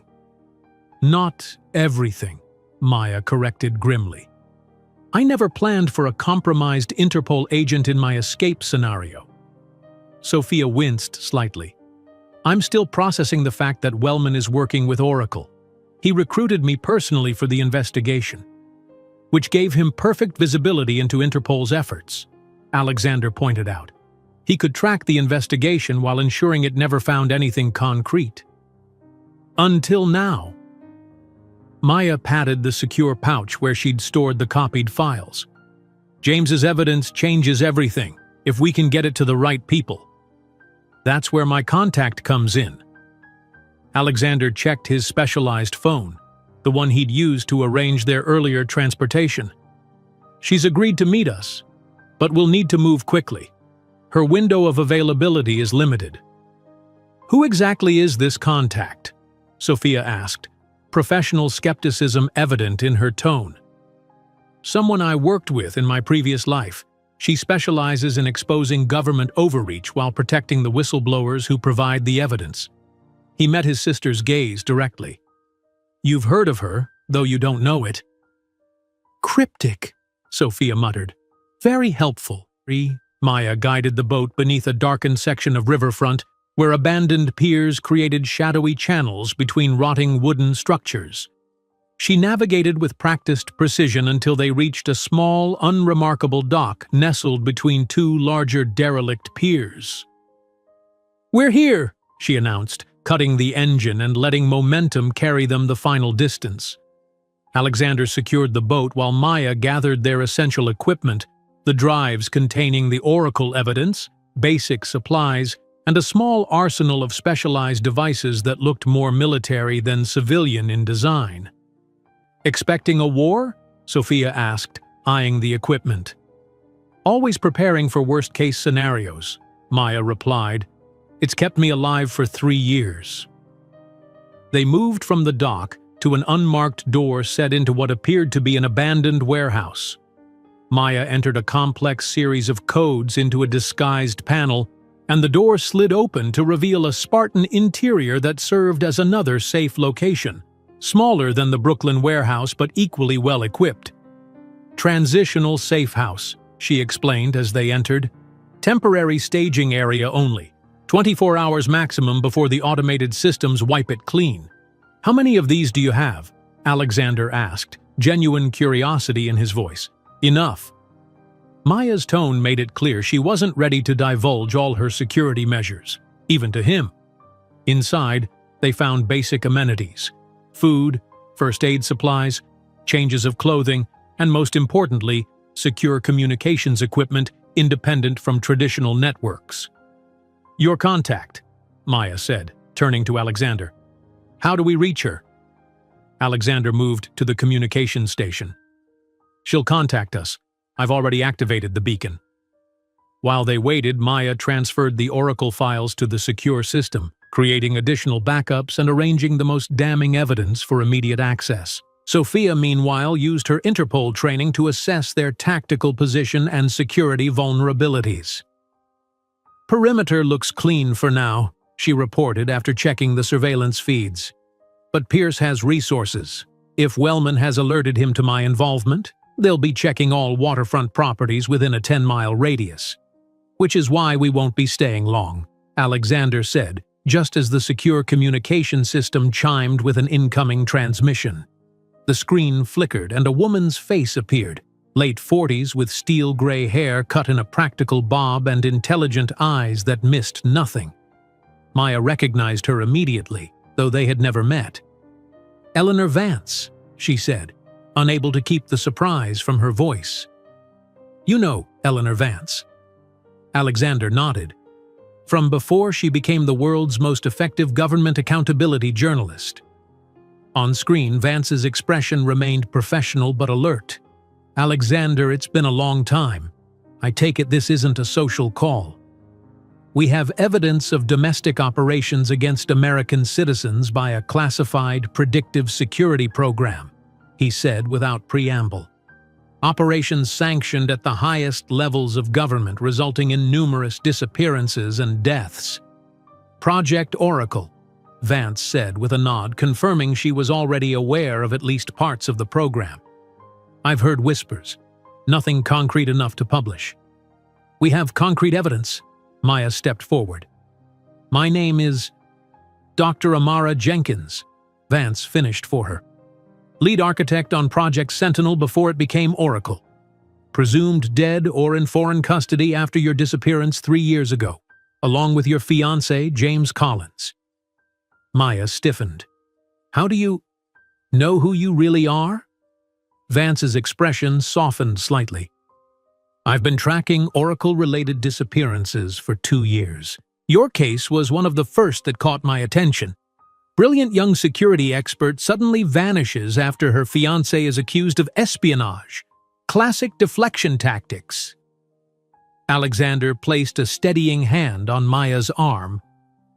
Eleanor, we have the evidence James collected before he disappeared. Names, dates, authorization signatures, everything needed to expose Oracle and those behind it. And in return, you need protection and a platform, Vance concluded. I can provide both, but there are complications. The government has recently taken an increased interest in my activities. My communications are being monitored, my movements tracked. By Oracle, Sophia interjected. You're likely on their target list.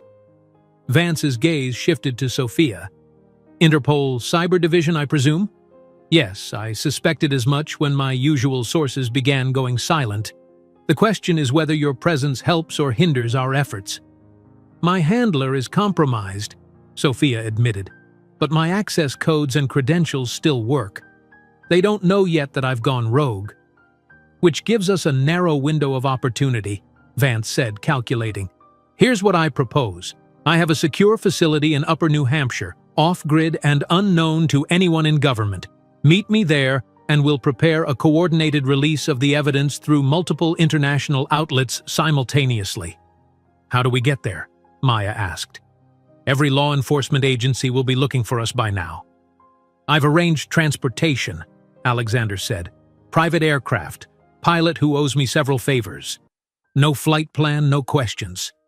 Maya looked at him with newfound appreciation for his resources and connections. When? Dawn, he replied. Small airfield in northern New Jersey. Vance nodded approval. I'll be at the New Hampshire location by the time you arrive.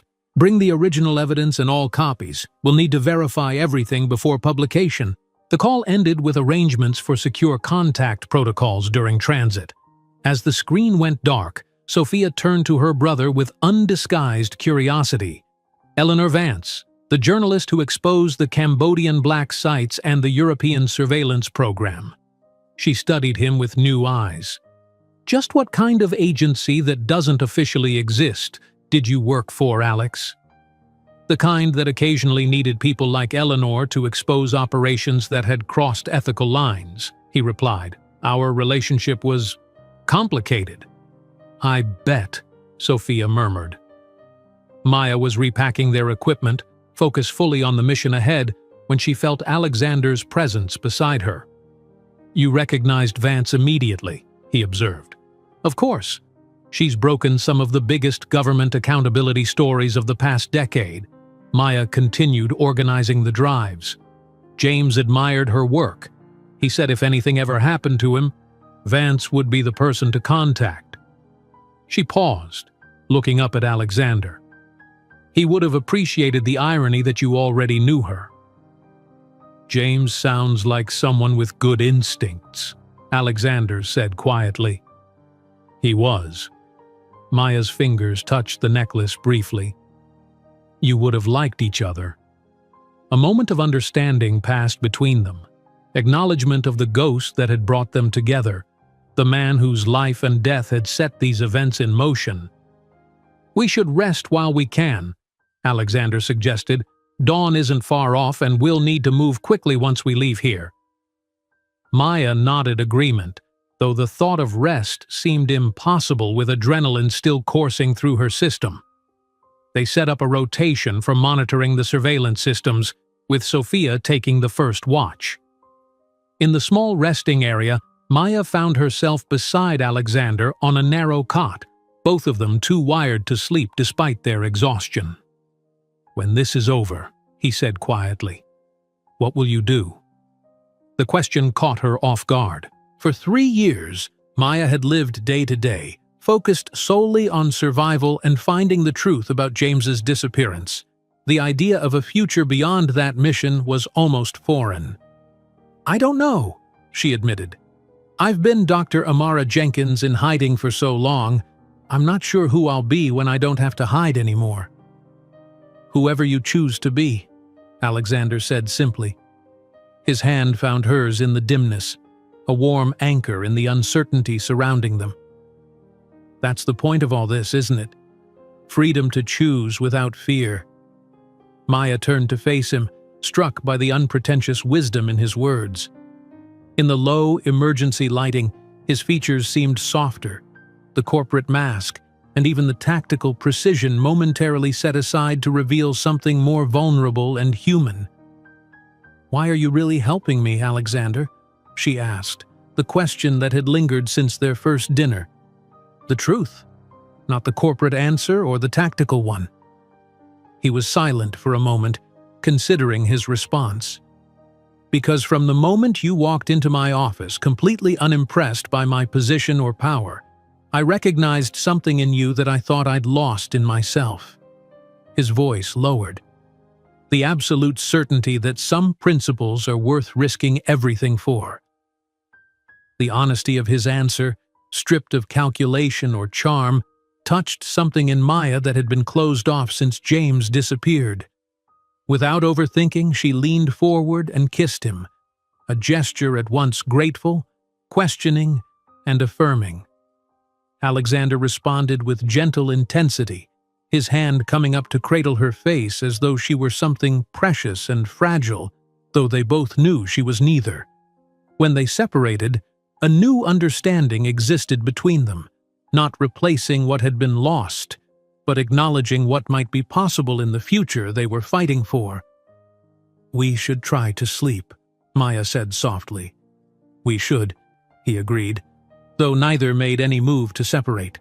They remained close, drawing comfort from each other's presence as the night deepened around their temporary sanctuary. Outside, Pierce and his teams would be systematically narrowing down their possible locations.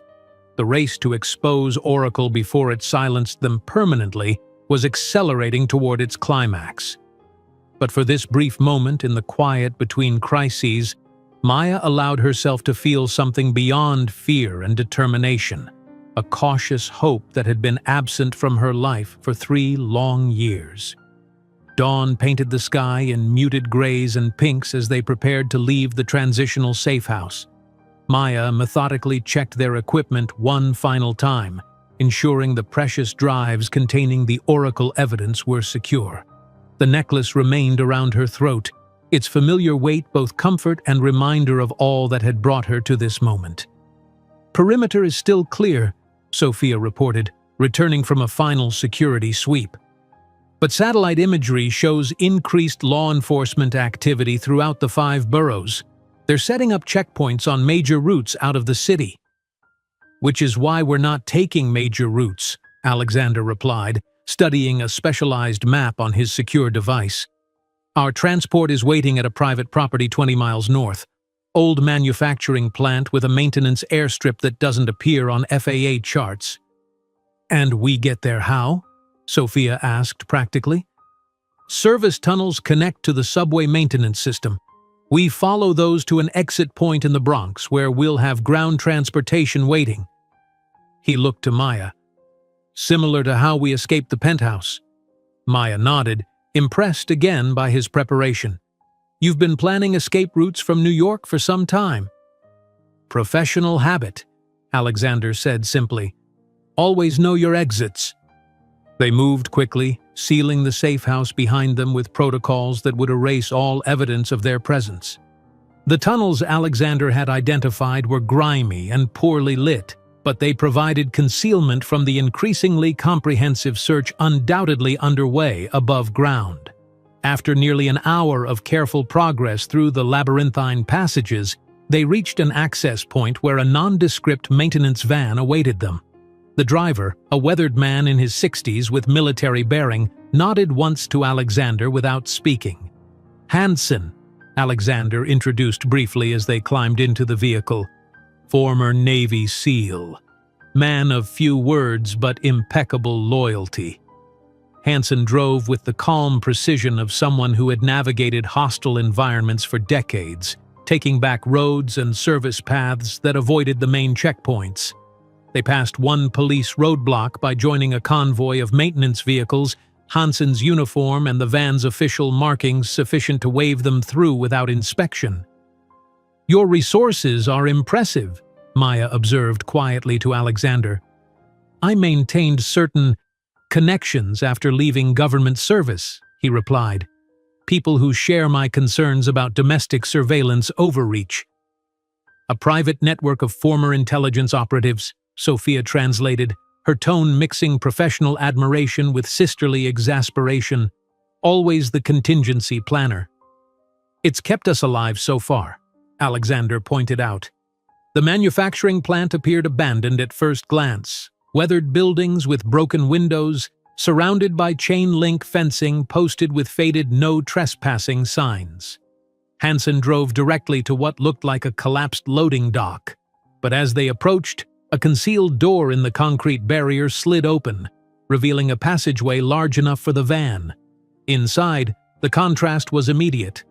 While the exterior maintained its derelict appearance, the interior had been converted into a functional operations center. A sleek private aircraft, a modified Cessna Citation, waited on a short runway visible through large bay doors at the far end of the building.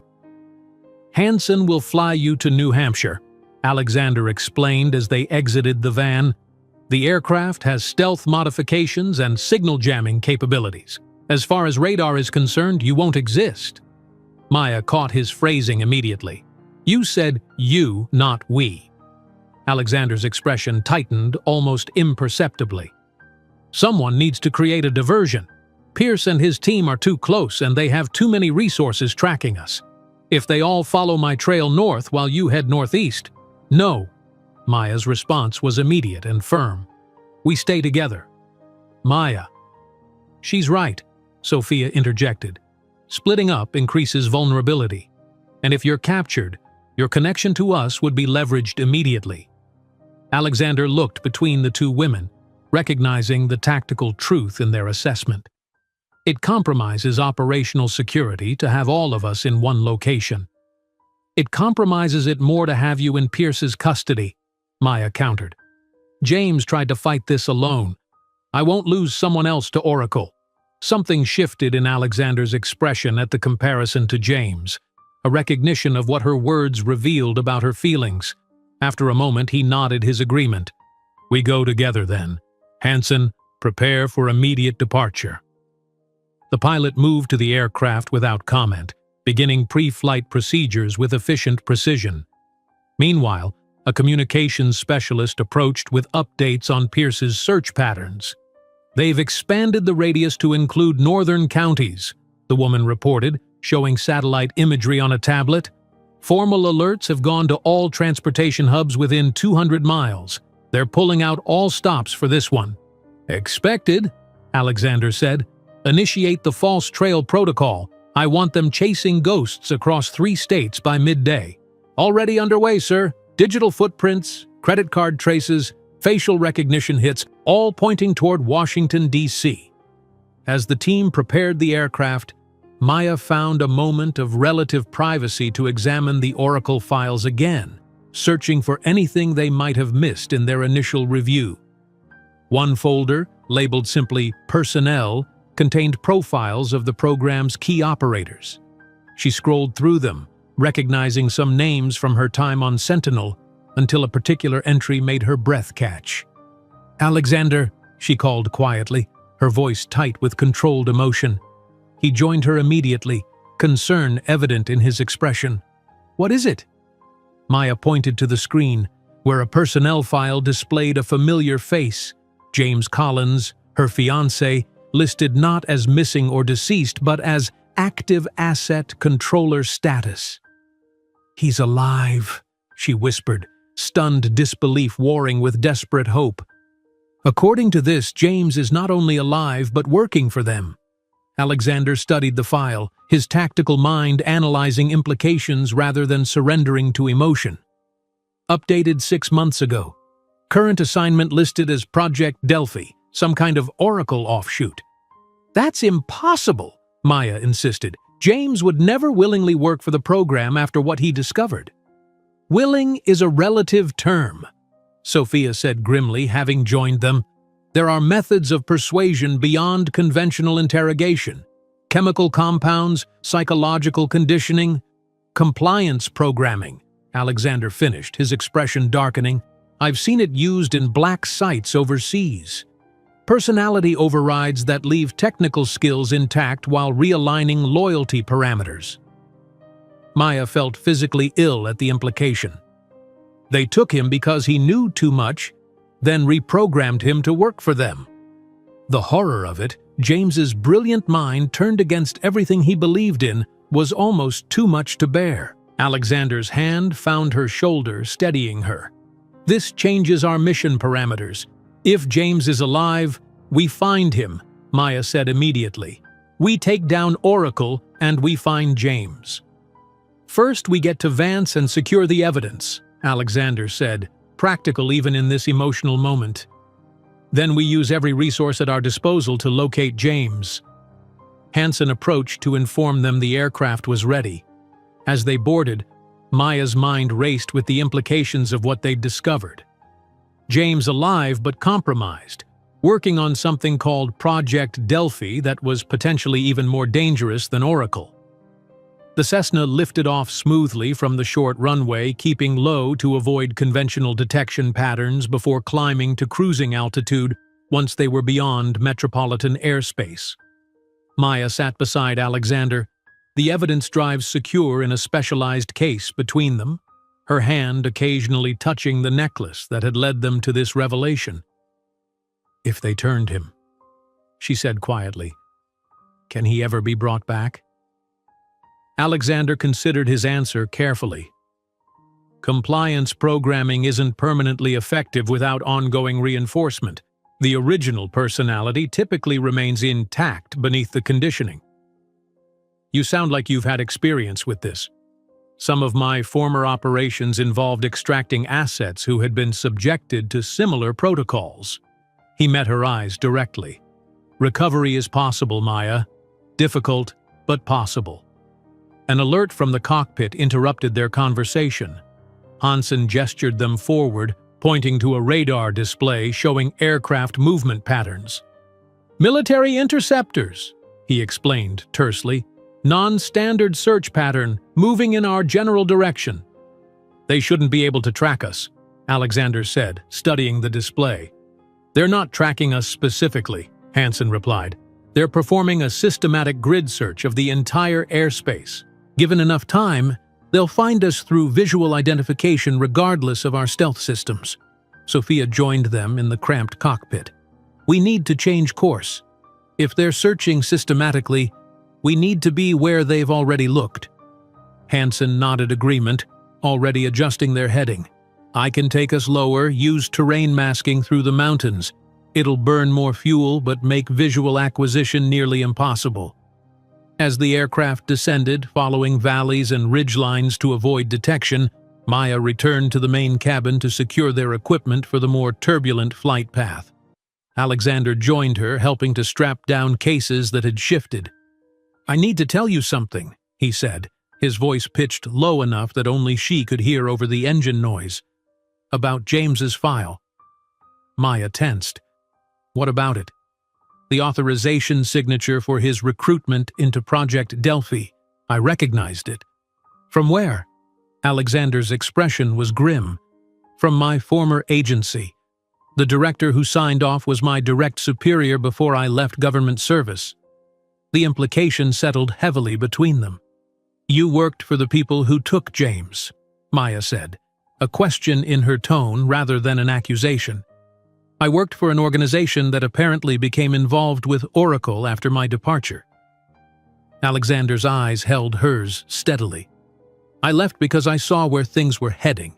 Increased domestic surveillance, predictive modeling applied to American citizens. What I didn't know was how far they'd go or how quickly." "Did you know about Oracle before I told you?" "I knew rumors of a program in development. Nothing concrete, nothing that suggested they were actually disappearing American citizens." His hand found hers. "Maya, if I had known—" "You would have what?" she asked. "Exposed it yourself? Become a target like James?" "Yes." The simplicity of his answer carried absolute conviction. Without hesitation, Maya studied his face, searching for any sign of deception. Finding none, she made a decision to trust him completely. Perhaps the first time since James disappeared that she had fully trusted anyone.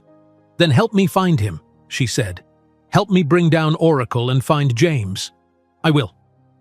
His hand tightened around hers, sealing the promise. The aircraft continued its evasive path through mountain valleys, each mile taking them closer to Eleanor Vance and the possibility of exposing Oracle to the world. But now, with the knowledge that James might still be alive, Maya's mission had expanded beyond justice and vindication. Now, she was fighting for rescue and redemption as well. As they approached the New Hampshire border, Hansen's voice came over the intercom. "We've got company. Fast-moving aircraft on intercept course coming in from the southwest." In the cockpit, Hansen indicated a blip on their specialized radar. "They're flying a search pattern, but it's targeting our specific route. Someone knew we were coming this way." "How?" Sophia demanded. "The flight plan exists nowhere. The airstrip isn't on any charts." "Someone talked," Alexander said grimly. "We have a leak." Maya felt cold dread settling in her stomach. They were so close to reaching Vance and the security of her facility, so close to the possibility of finally exposing Oracle and perhaps finding James. "Options?" she asked. "Alternative landing site," Hansen replied. "There's a private strip about 40 miles from our destination. Rough, but the citation can handle it." "Do it," Alexander ordered. "Then ground transportation to Vance's facility." As Hansen banked the aircraft sharply, beginning their diversion, Maya found herself thinking of James, not as the compliance-programmed operative in the file, but as the brilliant, principled man who had given her the necklace, who had risked everything to expose Oracle. "I'm coming for you," she whispered. her fingers closing around the golden key pendant. "Whatever they've done to you, I'm coming." Beside her, Alexander's expression reflected his own silent determination. Whatever came next, they would face it together, against the full resources of Oracle and whoever had betrayed their escape route. The aircraft descended toward the alternative landing site, and the final phase of their dangerous journey began. The makeshift runway appeared before them as Hansen brought the Citation down in a controlled descent that pushed the aircraft's capabilities. Tall pines bordered both sides of the narrow strip, leaving minimal margin for error. Maya braced herself against the turbulence, hands gripping the armrests as the wheels touched down with a jarring impact. The Citation bounced once, then settled, racing along the rough surface before coming to a stop mere yards from the tree line. "Everyone out!"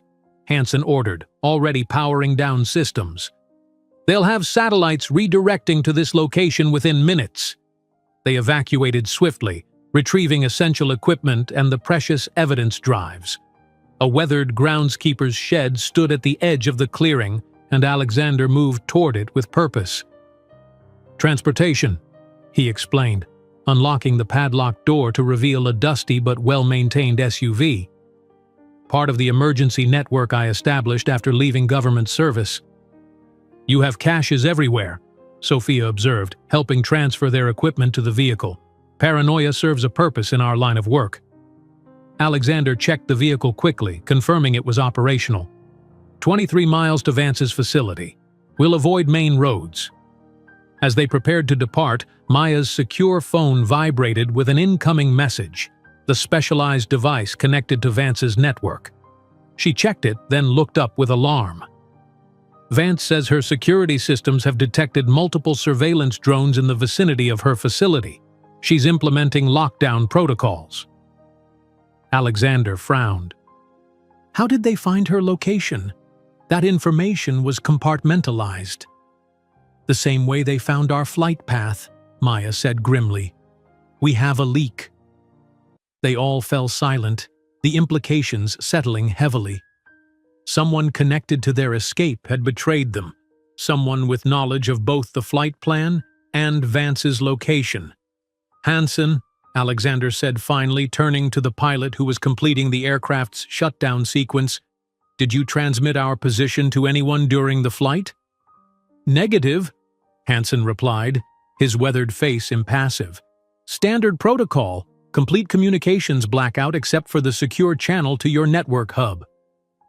"The network hub," Sophia said, realization dawning. "If it's been compromised, everyone connected to it would be exposed," Alexander finished, "including Vance's location." Maya was already messaging Eleanor again, warning her about the potential compromise. The response came seconds later. "Alternative rendezvous point activated. Coordinates attached, come alone." "She has a backup plan," Maya reported, relief evident in her voice. "Secondary location, 15 miles west of the original facility." Alexander nodded, decision made. "We move now. Hansen, destroy the aircraft's navigation and communication systems, then make your way to Extraction Point Delta. We'll reconnect when this is over." The pilot acknowledged the order with a crisp nod and set to work. Within minutes, they were in the SUV, Alexander driving with the focused intensity of someone well-versed in evasion tactics. The vehicle moved smoothly along forest service roads, avoiding populated areas and main transportation arteries. "We need to identify the source of the leak," Sophia said from the back seat, where she was monitoring for pursuit. "If your network hub is compromised, nowhere is safe." "I designed that hub myself," Alexander replied. "Multiple security layers, quantum encryption, physical isolation from external networks. The only way in is through the authorization codes assigned to my most trusted associates." Maya, examining Vance's coordinates on a specialized mapping device, looked up sharply. "How many people have those codes?" "5. All former colleagues with impeccable credentials and shared concerns about government overreach." 5 potential leaks, Sophia concluded. and no way to determine which one without direct contact. Alexander's expression hardened. There's another possibility. My former agency has resources beyond conventional hacking capabilities. If they suspected my involvement, they might have deployed specialized assets. Like James, Maya said quietly. The name hung in the air between them, the man who had once been Maya's fiancé, now potentially a reprogrammed operative working for the very system he had tried to expose.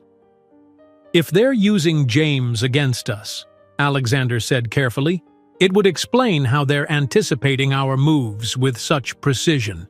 He knew you, Maya, knew how you think, how you'd operate under threat. The painful truth of his observation struck Maya deeply. James had been her partner in work before becoming her partner in life. They had designed security systems together, anticipating and countering potential threats. If his expertise had been turned against her, we need to assume they know about the alternative meeting point as well, she concluded, forcing tactical thinking over emotional response. We need a countermeasure they won't anticipate. Something James wouldn't expect from you, Sophia added, understanding immediately. Maya touched the necklace, the golden key that had started everything. James designed this expecting me to think like myself, like the person he knew, but I've been someone else for 3 years. Maya Jackson instead of Amara Jenkins, Alexander said. Exactly. Maya's mind raced through possibilities. James would expect Amara to approach this like a technologist. Secure channels, digital verification, remote access. She looked up, decision made. But Maya would do something much more direct. She outlined her plan quickly. A bold, high-risk approach that bypassed typical security protocols in favor of direct action. Alexander and Sophia listened intently, offering refinements but recognizing the strategic value of unpredictability. They'll be watching for us to approach Vance's backup location, Maya explained, so we don't go there at all. We bring Vance to us in the last place they'd expect, somewhere completely public. Maximum exposure, Alexander nodded, appreciating the strategy. Somewhere Oracle can't operate without revealing themselves. Maya sent a carefully coded message to Vance, proposing the new rendezvous point.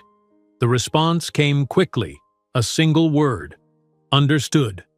They changed direction, heading toward a destination that represented the antithesis of covert operations, the bustling Conway State Fair, an annual event that drew thousands of visitors and, crucially, maintained comprehensive security camera coverage and media presence.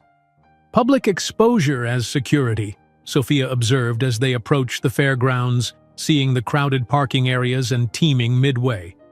Elegant in its simplicity. And completely contrary to intelligence tradecraft, Alexander added, which makes it perfect. They abandoned the SUV in the crowded parking lot, blending with the fair-going families as they made their way toward the prearranged meeting point, the central exhibition hall where a technology showcase was underway. Inside, the cacophony of announcements, conversations, and demonstrations provided perfect audio cover as they navigated toward a display of agricultural innovations. Vance was already there, disguised as a middle-aged farmer in practical clothing and a worn cap, examining a soil analysis system with apparent interest. "Remarkable technology," Alexander commented, stopping beside her as if admiring the same display. "Completely changes the landscape." "Indeed," Vance replied with the prearranged response, "though traditional methods still have their value." The brief exchange confirmed their identities. Maya positioned herself on Vance's other side, casually passing a small case containing the evidence drives. "Everything you need," she murmured. "Complete documentation of Oracle operations, authorization signatures, target lists." Vance nodded imperceptibly, securing the case within her farmer's overalls. "My team is in position to release everything simultaneously through 17 international outlets within 2 hours. Once that happens, there's no putting the genie back in the bottle." "What about protection for Maya?" Alexander asked. Oracle will still have resources, even after exposure. International oversight team standing by, Vance answered. UN Human Rights Commission, European Parliament representatives, international press. They're waiting at a secure location to take your direct testimony, creating a very public record that makes any attempt against you politically impossible.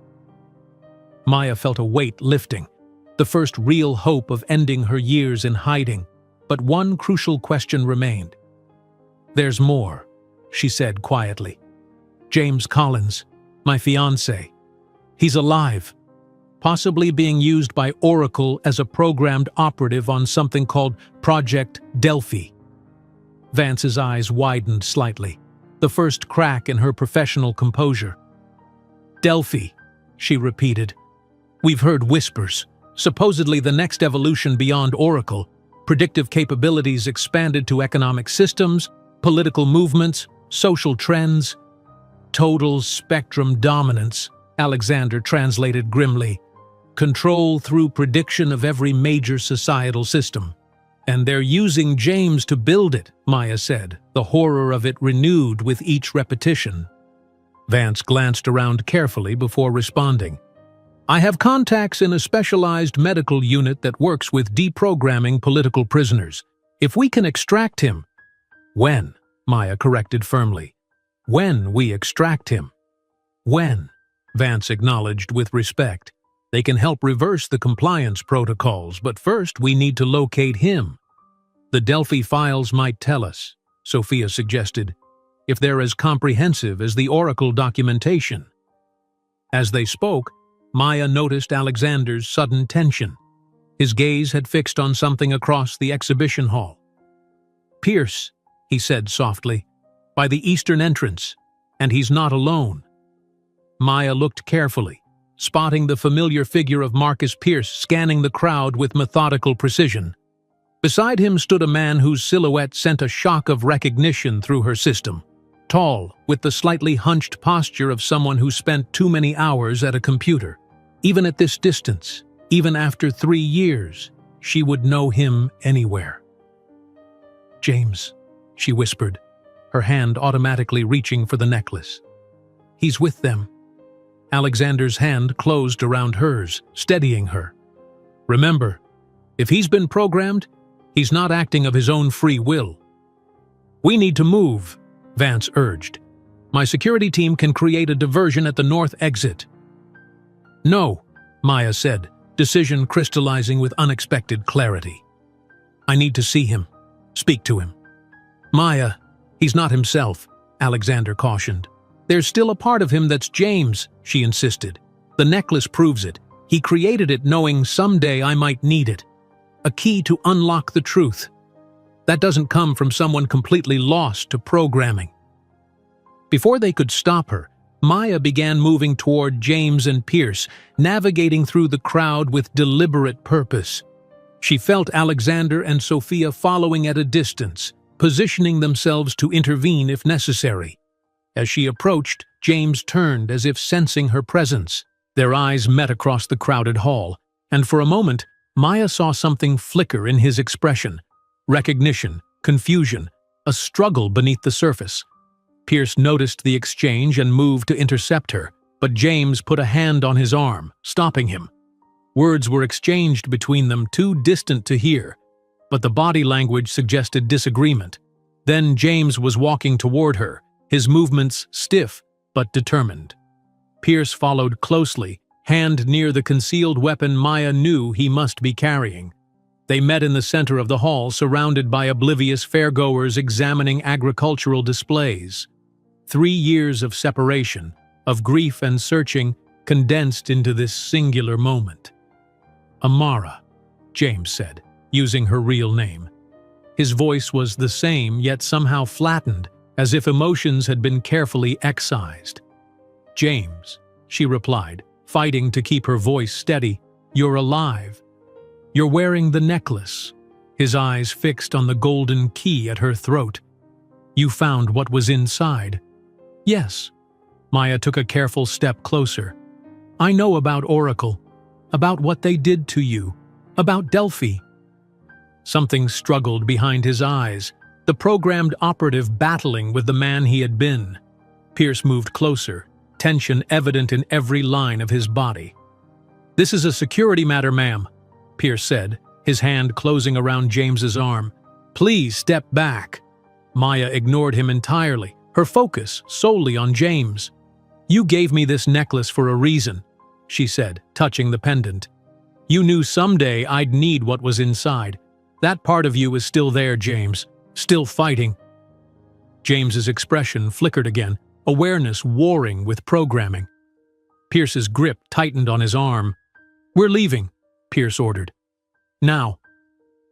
"The evidence is already being released," Maya continued, speaking directly to James. "Oracle is exposed, it's over." Pierce moved with sudden violence, reaching for his weapon, only to find his arm caught in Alexander's grip, the gun deftly removed and disabled in one smooth motion. "Federal agents!" Sophia's voice rang out with authority, her Interpol credentials displayed. "Everyone remain calm." The commotion attracted immediate attention. Fairgoers backing away, security personnel approaching, media cameras turning toward the disturbance. Exactly as Maya had planned, maximum exposure, making covert action impossible. In the chaos, James's eyes cleared momentarily, true recognition dawning. "Amara," he said again, but differently now, the voice of the man she had known. "You did it. We did it," she corrected gently. "Your evidence, your sacrifice." His hand moved shakily toward the necklace, touching the golden key. "The key within the key," he murmured. "The final code is in the stone itself. Quantum dots, pattern recognition." For Delphi, Maya realized. "You embedded the shutdown protocol for Delphi in the necklace." "Failsafe," James nodded, the programmer briefly overcoming the programming. "If they ever used me to build it." Security personnel had surrounded them now, responding to Sophia's credentials. Pierce was being detained, his protests falling on deaf ears as Vance approached, her farmer's disguise abandoned as she displayed press credentials to the gathering media. "James," Maya said urgently, sensing the moment would be brief before his programming reasserted control. "Come with us. We can help you." Confusion clouded his features again, the internal struggle visible. "I can't. The protocols." He looked at her with momentary clarity. "But you have everything you need." His fingers touched the blue stone in the necklace once more. "It was always for you. The key to everything." Before she could respond, the specialized security team Vance had mentioned arrived, creating a professional perimeter around them. In the controlled chaos, international officials emerged, the promised UN representatives and European Parliament members, creating an immediate and very public record of the Oracle exposure. Maya found herself separated from James as he was taken into specialized medical custody. Not arrest, but the beginning of the deprogramming process Vance had promised. She watched him go, heart aching with the complex emotions of finding him alive yet changed, present yet distant. Alexander appeared at her side, his hand finding hers. "This is just the beginning," he said quietly. "We'll get him back, the real him." "I know," Maya replied, fingers touching the necklace. The key that had unlocked not just Oracle's secrets, but the path to finding James and, perhaps, someday, restoring him fully. As international media documented the unfolding story and Vance coordinated the worldwide release of the evidence, Maya stood beside Alexander, watching the system they had fought against begin to crumble under the weight of exposed truth. "What happens now?" she asked, looking up at the man who had become unexpectedly central to her life in such a short time. Alexander's hand tightened around hers. Justice, healing, beginning again. His eyes held hers with the same intensity she'd first noticed in his office, lifetimes ago. "Together, if you want." Maya thought of the road ahead, the public testimony, the dismantling of Oracle, the long process of helping James recover. None of it would be easy. But for the first time in 3 years, the path forward wasn't shadowed by fear and isolation. Together, she agreed, the golden key warm against her skin, no longer a hidden reminder of loss, but a symbol of truth revealed and connections restored. As the afternoon sun slanted through the exhibition hall windows, Maya Jackson, once Dr. Amara Jenkins, stood at the threshold of a future she could finally begin to imagine, one where secrets gave way to truth, where what was broken might someday be healed, and where the key to moving forward had been with her all along. If you enjoyed today's video, I'm sure you'll love the next one. Don't waste time. Just click on the screen